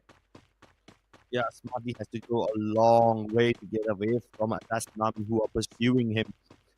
Meanwhile, we did witness a very, very difficult battle between Nonstop Gaming and their opponents. And Nonstop Gaming actually did lose a couple of their players. They have been respawned already. So Nonstop Gaming using quite a lot of their tokens. Now let's witness this battle between Total Gaming and Vasio. That's going to be a very good one. Punch almost went down over there. Mafia raining down from top, Fozi Ajay raining down from the side. Vasio Esports have 2 angles to worry about, and the only thing that could keep them safe is if they dive inside this circular building. Oh. Kaushik tries to do exactly that, but Insane wins the battle, knocks him down with a shotgun. Predator has been rezzed, but will he be able to heal before Fozi Ajay closes in the distance? Vasio Esports, they managed to revive Kaushik as well. But will that be enough? Because Total Gaming, they seem to be putting so much pressure on them. Revive comes through. That's a fast one as well. Delete manages to get the angle on Dafiq, and Prince from afar trying to provide cover fire for his teammates, but he just simply does not have the angles. Looks like Honey and AimGod are in this by themselves. Dafiq tries to blow apart his opposition, uses the movement to catch up with them, but Boss Army, they turn around the tables. They isolate him, they exterminate him, and now more blue was put up to make sure that the trades can't be taken. Even Honey is down on his knees. Boss Army are teaching Assassin Army a lesson. Boss Army, look at the amount of eliminations they've raked up already. Each and every player from this team is right now contributing. Seems like the communication is going right. Whenever we see a player, pick up equal number of frags and number of players within a team do this, That shows that every communication, everything within the team, the call outs, everything is going right. And I hope it continues until the final moments of this game. Right? The two big bulls were locking on, right? Vasco and Total Gaming. It's the rivals who would love to this. We would want to know what happened out there. I would like to know that too, but I guess it's gonna be a rhetorical question. Hold on, did he just drive past the last member of Desi Army without realizing he was there? Yes, they did. Okay, I guess Desi Army get to live to fight another day. I don't know if they'll be able to get their teammates back up though. Meanwhile, Total Gaming in a bit of trouble. They're clashing against Non-Stop Esports, and Foziaja is already down. From one side, and he's got to be revived very, very easily. Look at what's happening over here. Another healer, another person is going to be taken from Boss Army. Seems like every single shot they're trying to pick is doing perfectly, and with the blink of an eye, I believe a team has been eliminated.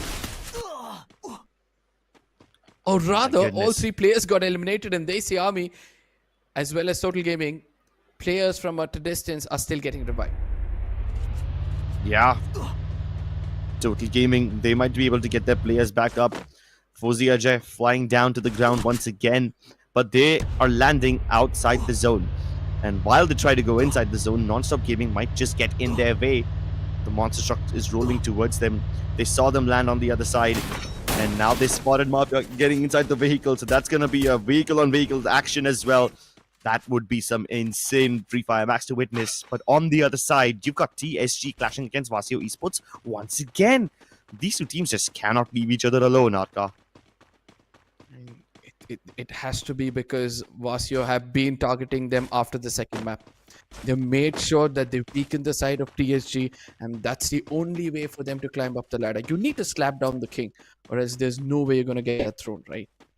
And that is what they've been doing, and now just angered the beast. And that's why TSG, every single time they have an opportunity, they want to take down the side of Vasio right there in their heart, so that next time they don't dare to do something like this.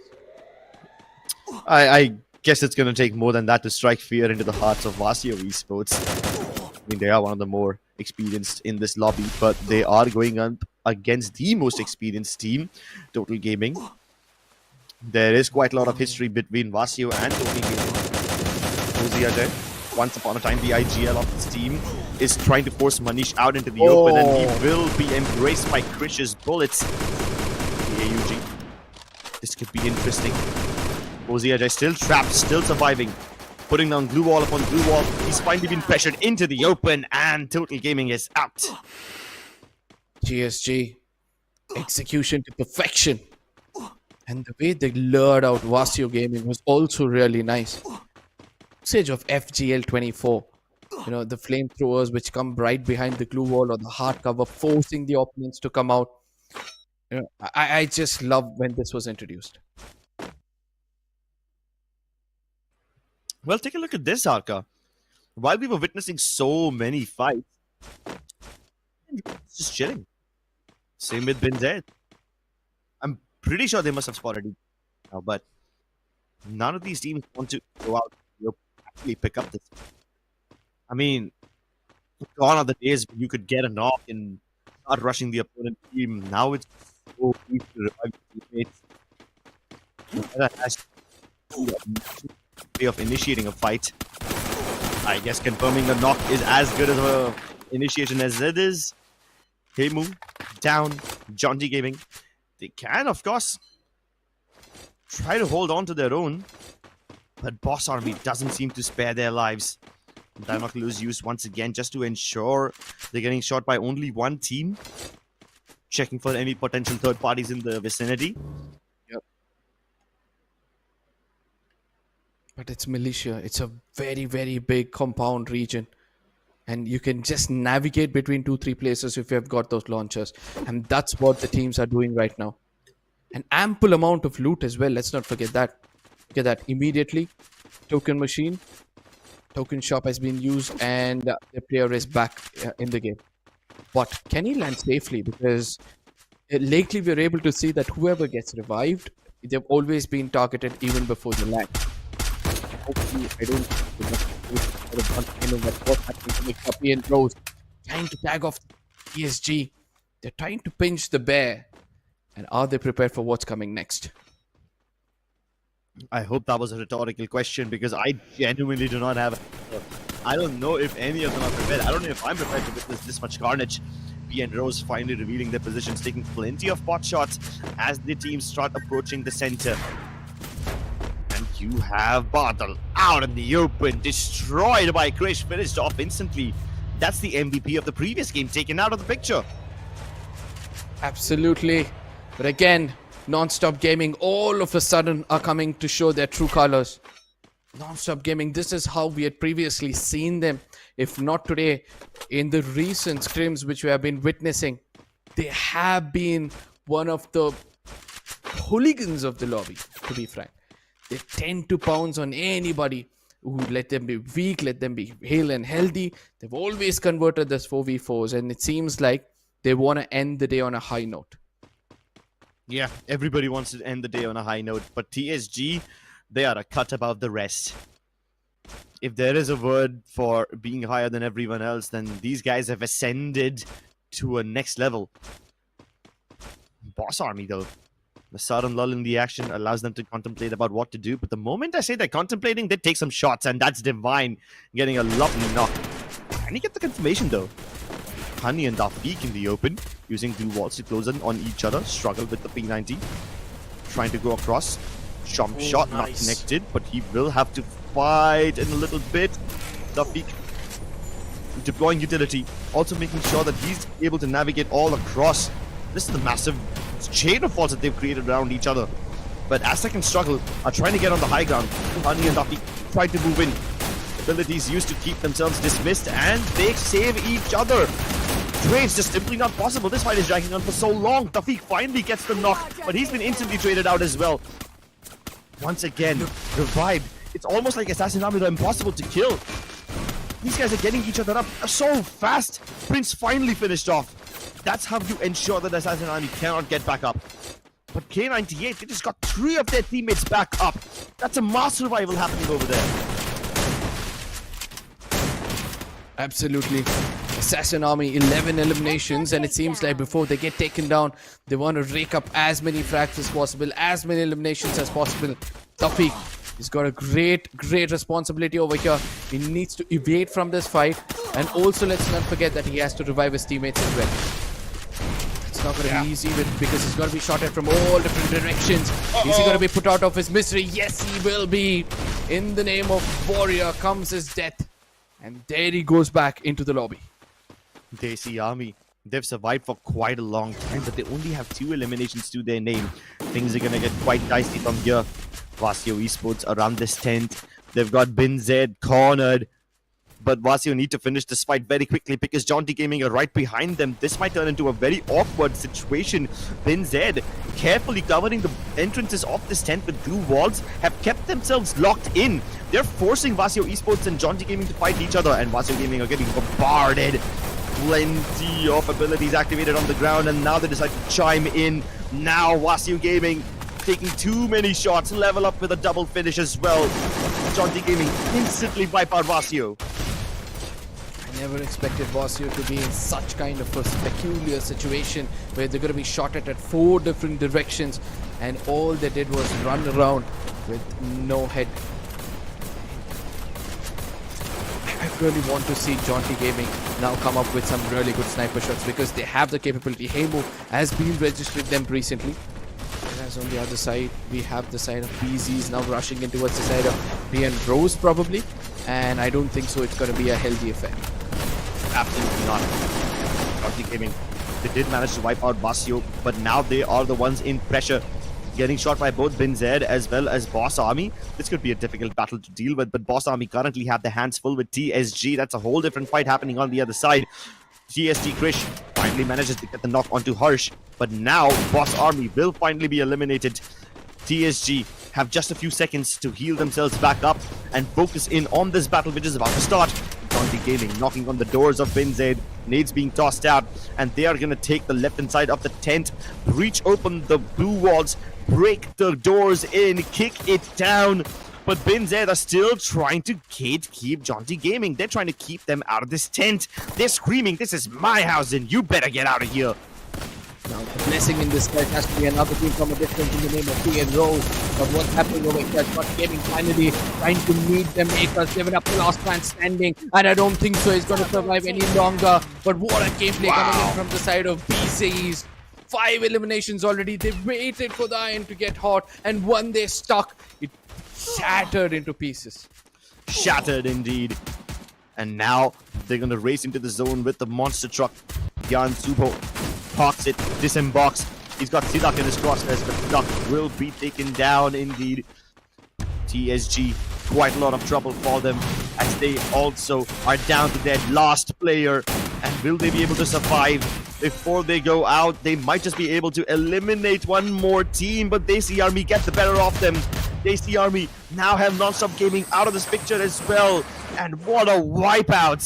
This was such a colossal booyah, chaotic all the way to the end. And it's finally clutched by Bin Z Gaming. Bin Z Gaming, we wanted a new team to be emerging the winners and take away the booyah, and it seems like our prayers have been heard, Cribs. And I believe that, they did everything right in this game. Hold the hard compounds inside of the circle. Make sure that you do not strike until the opponents have made the right kind of mistake. Once the blue came in and did not have anything else to do but, succumb to the crosshairs of the opponents, that is when BCs just stepped in. And this was the final moments of the game where they took fights from 4 different directions but still were able to register the final one for themselves. Bin Z Gaming. I love how they were just able to keep every team out of their tent, just constantly replenishing the glue walls as soon as they were broken. I mean, it was so funny to see that 2 teams were trying to get inside that tent and they managed to keep them away from them for so long. The first team that came knocking at the door, they were just trying to break the glue walls, enter the tent and actually pick up a fair fight. But Bin Z Gaming were like, "Nope, I'm gonna close the door in your face. You stay out of here." And the team outside, desperately trying to get in, was completely destroyed by Jaunty Gaming. They were desperately trying to get inside, but they didn't even realize that they were getting shot from the outskirts, and Jaunty Gaming were the ones who actually helped Bin Z Gaming get all those eliminations. Yeah, you were referring to Vasio, who was just trying to make it inside. But I'd really like it again. I would like to bring to your attention the usage of KC. The electrotherapy which was happening inside the tent, right? And BZ, every single time they were stepping out, they were always being healed. They knew exactly what agent to be used. And the best part is this, slowly we are able to understand that 2 of these agents are going hand in hand. Obviously, one is going to be KC and the other one has to be Rebel Rush, Tatsuya. If one person is ready to heal, the other person is moving around every single time and making sure he's picking up frags. What better combo do you need in a close range battle? Yeah, one of them just making sure that the movement is on point, being a vet, and the other person racking up the healing numbers. That's how you know that your team is fully in sync, making sure that your enemies are so confused. I mean, now we are finally getting to see Tatsuya being properly used, and I think we got to see one of those moments in this fight where if a person dives in first, he gets locked out by the enemy glue walls, and then his teammates have to use Tatsuya to just bridge the gap and hopefully get those trades. Otherwise, their teammate would have died for nothing. Mafia. Yeah, he was plucked off trying to escape in that monster truck, and the same fate awaited Fozzy Ajay. Cornered over here, finally wiped out. It was a difficult situation for him to be in, but at least for his team as a whole, it's been a decent day. So hopefully they can recover from this loss. Assassin Army though, as always, they were going finish hungry, picking up plenty of fights. But this time there were plenty of teams who could actually give them a run for this money. And now we finally see Bin Z Gaming. You were right, Arka. I mean, there was a point when they locked out Vasio Gaming out of the picture. And then when Jaunty Gaming came knocking in, they waited for them to get low on health, used the heals properly, and got out just when everybody else was super, super weak. And the fake, look at the amount of damage he's dealt this time for just 5 elimination and 3 assists, a total of 3,052 damage. The number speaks for itself, but with this, it's good for us to say that his teammates have also shared some equal amount of eliminations and damage as well. Yeah, I'm pretty sure that his teammates would have quite a lot of eliminations to contribute as well. As always, Assassin Army have been racking up those damage numbers, those elimination numbers, dishing out the punishment. But because they did not make it into the top 3 this time, they might suffer a bit because of the placement points. And like you pointed out, the damage does not match the number of eliminations he has, which kind of shows you how frustrating it is to fight against some of these teams at long range. Because the moment you get a knock, their teammates are able to pick up their fallen comrades back up on their feet. And you can keep getting damage more and more and more, but unless you find a way to quickly confirm those knocks and turn them into eliminations, you're not going to be able to get a lot of advantage out of all that damage. Absolutely, and look at what has happened over here. BZs, the way they performed, the way they've held on to their nerves, and finally, I guess this is the only team to have the least amount of damage dealt in a game. Look at that. Total itself doesn't come up to 4,000. If my math is right. Somewhere around 3,009, 4,200 in total damage is what this team has dealt. Whereas we have seen players come in single-handedly trying to rake up almost 3,500 to 4,000 damage. So a good game coming in from the side of BZs. Yeah, it was a good game from them, even though they didn't really go finish hungry, even though they didn't really get a lot of damage. They played very smartly. They basically got the other teams to do their dirty work for them, Marka. Why should we pick up all the fights? Why should we take the risk when we can just hold our compound, activate the Cassie ability, get the tether healing going on, and keep all the teams away from our little tent? That's one clever way to play this game. But ladies and gentlemen, the game standings on our screens, it seems like this time around everybody had a piece of the pie. Until the 8th position, we were able to see that players have had decent amount of points, making it a double digit. Jaunty at 8th position with 11, Non-Stop Gaming with 14, with them with their firepower doing the talking of 13 eliminations. Assassin Army replicating what they did, but a little bit better in the placement points. A total of 14 points for them as well. Boss Army, PN Rose, TSG, Desi Army, all close to one another with just 1 or 2 point difference. But it was all BZs who have got a total of 20 points with 8 eliminations only. Yeah, 8 eliminations for them. But even PN Rose, these guys have... PN Rose have 6 elimination points. But you take a look at all the other teams who are tied up at the 14-point marker. PN Rose, Boss Army, Assassin Army, Non-Stop Gaming, all of them with 14 points each in this game. Does that affect the overall standings? Yes, it does. Vasio Gaming slipping a couple of points down, now to the 5th position. HTG Esports and PN Rose still competing against each other for the 3rd and 4th spot. But Assassin Army, even though this was a pretty big game from them, they are not able to bridge the gap against TSG Army, who just seem to be racing miles ahead of everyone else. Yeah, do the hard work in the beginning itself and then reap benefits for all the siege you've sown. TSG Army, 127 points. The fans are going to be very, very happy with the performance. Total Gaming, an average day for them. The point difference between them at the 8th position to the 2nd position is hardly 20 to 30 points. One good game and anybody can take that 2nd position. The MVP, 24 eliminations in a single day. 2-time MVP is the star for the side of TSG. Legend 21 with a total of 13,542 damage in the 6 maps which they played. Yeah, he is truly the MVP. 24 eliminations in a single day is insane. He single-handedly has more eliminations than some of the teams at the bottom. That's how dominant this player is. And the only player who's done more damage than him is his own teammate, Sadak, who has been spot on with all the snipers that he's able to get his hands on.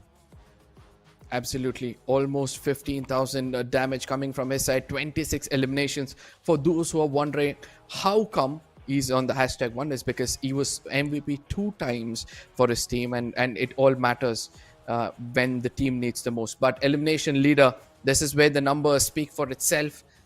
Sidak 07 is going to be on top of the mountain. He's got 26 eliminations in this in today's game. and we can expect him to be the top contender for the 20,000, the MVP of this tournament itself. Yeah, so far he's put his hat in the ring for the tournament MVP. Let's see if over the next few days somebody else is able to get in there with him or no. Closely followed by him is Legend. You also have Level Up, who has been hitting some insane shots today. Krish from TSG, obviously making him the third player from this particular team. That's what happens. Like, take a look at this. Like, out of the top 5 players, 3 of them belong to TSG. Now you know why they are at 127 points at the end of just day 1. It's all about firepower. It's all about you gaining those elimination points, and that is what I keep saying. The new meta favors so much for those teams who tend to dare and step into the vicinity of the opponents, who tend to dare go challenge them when you have that 1v3 split. Just rely on your teammate and be strong that he's going to revive you no matter what, and the rest of the things will fall in place. Cribs, I couldn't have asked for a better day, a better start, but if you were very happy with the team, name them and as to why. And if you were sad about a team, name them as to why. I was sad about Desi Army. They lost quite a lot of their fights early on, and it seemed like as soon as they would try to respawn their teammates, they would get hunted once again. Like, their teammates would have barely touched the ground and they would already have a couple of enemies on them. So I do feel a little bad about them. But that being said, this is Free Fire Max. That's what happens when you try to call in your players. You will attract a lot of attention. I do feel quite happy about Assassin Army, especially about Prince.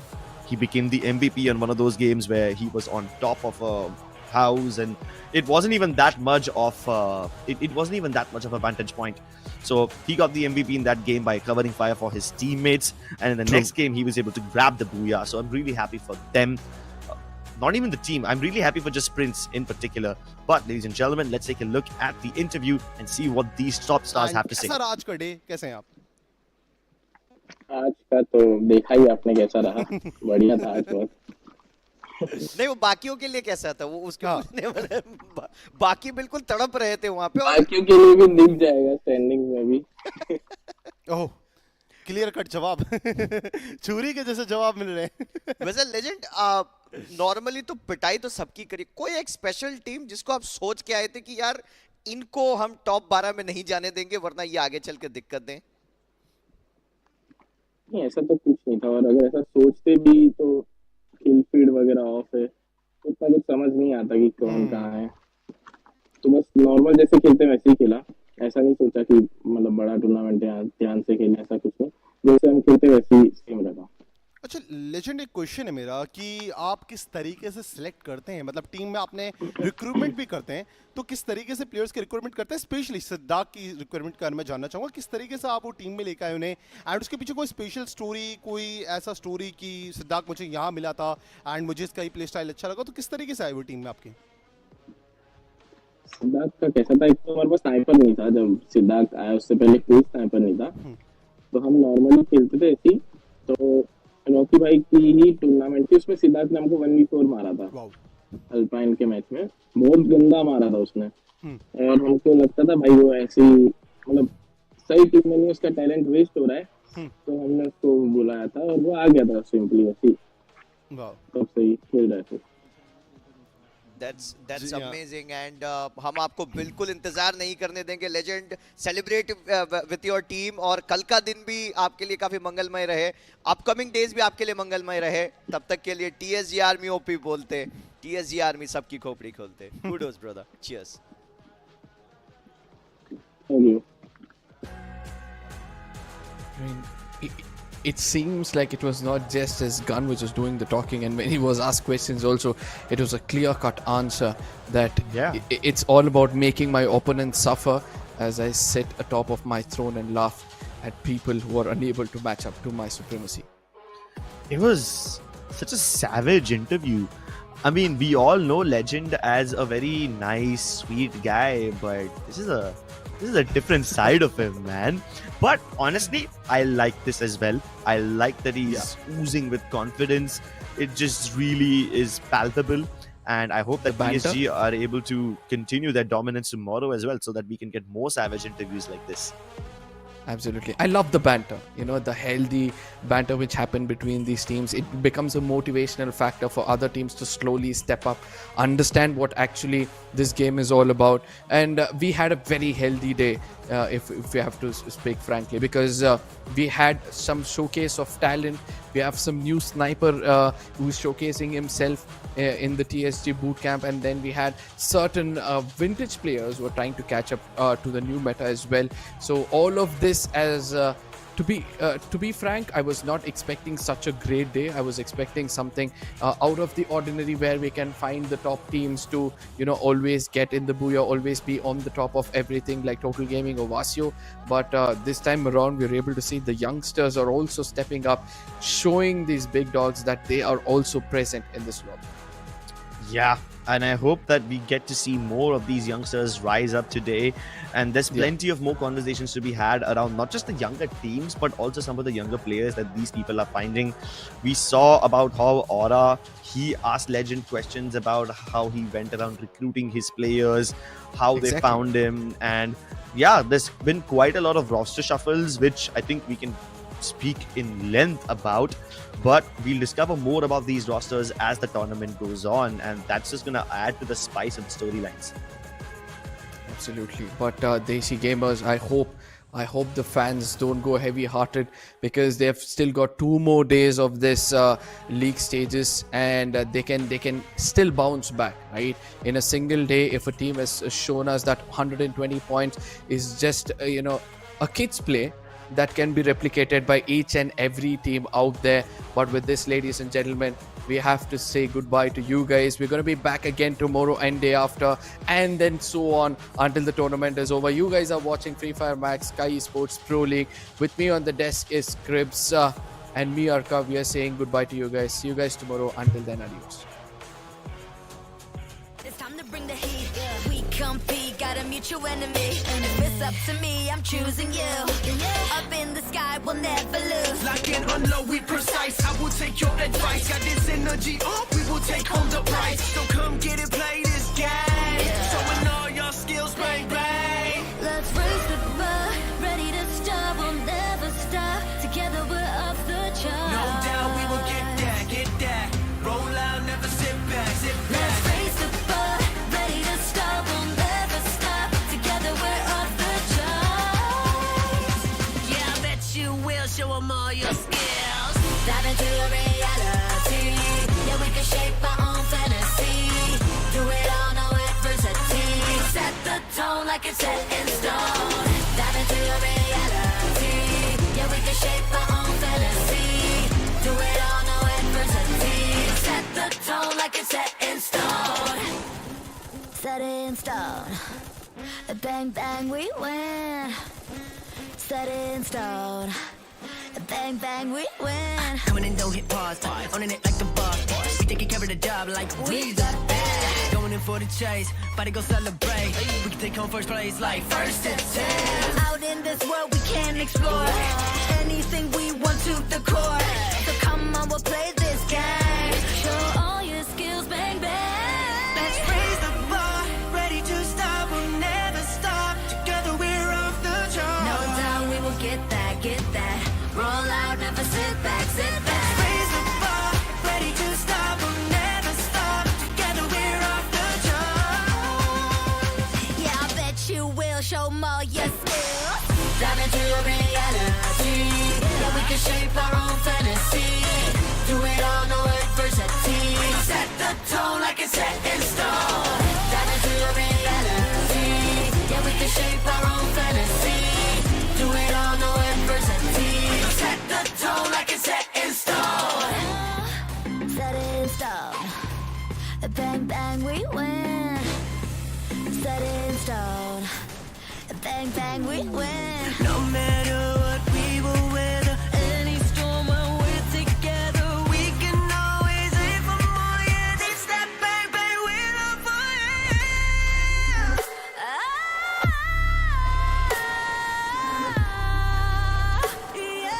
Set the tone like it's set in stone. Dive into reality. Yeah, we can shape our own fantasy. Do it all, no adversity. Set the tone like it's set in stone.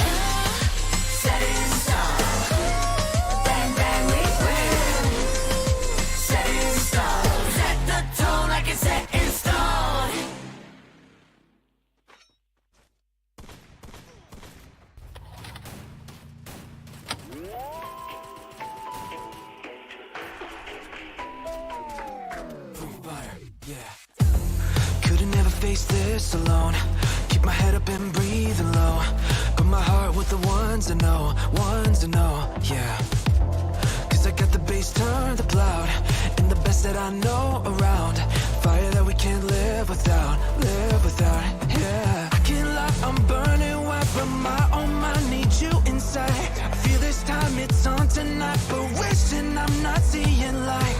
And if I'm right, I've seen the signs. Seems like there's no more lonely nights, no. Then I guess I know that I'm feeling the fire. I can see nothing in our way when we're catching on fire. When we're both here taking the day, are you ready for fire? Cause it seems we're on the same flame, and I feel this heat in the space. Then oh, I guess I know that I'm feeling the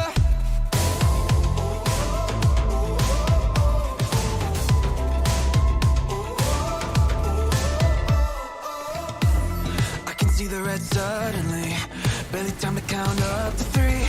Look around at my company, yeah.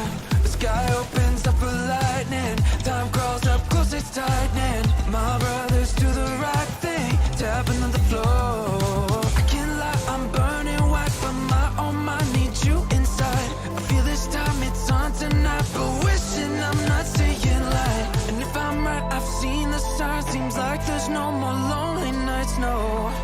Then I guess I know that I'm feeling the fire. I can see nothing in our way when I'm catching on fire. When we're both here taking the day, are you ready for fire?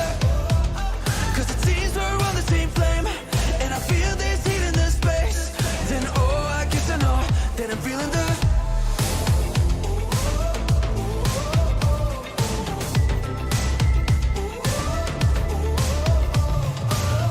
the clouds break apart. Are we going back to the start? Going back to the start, yeah. But I'm feeling the fire all up in my heart. Don't you think that we're ready for another part? Cause I know that we're really too far from the start. Cause I know that we're really too far from the start. But I'm feeling the fire all up in my heart. Don't you think that we're ready for another part? Cause I know that we're really too far from the start. And I'm feeling that I'm feeling the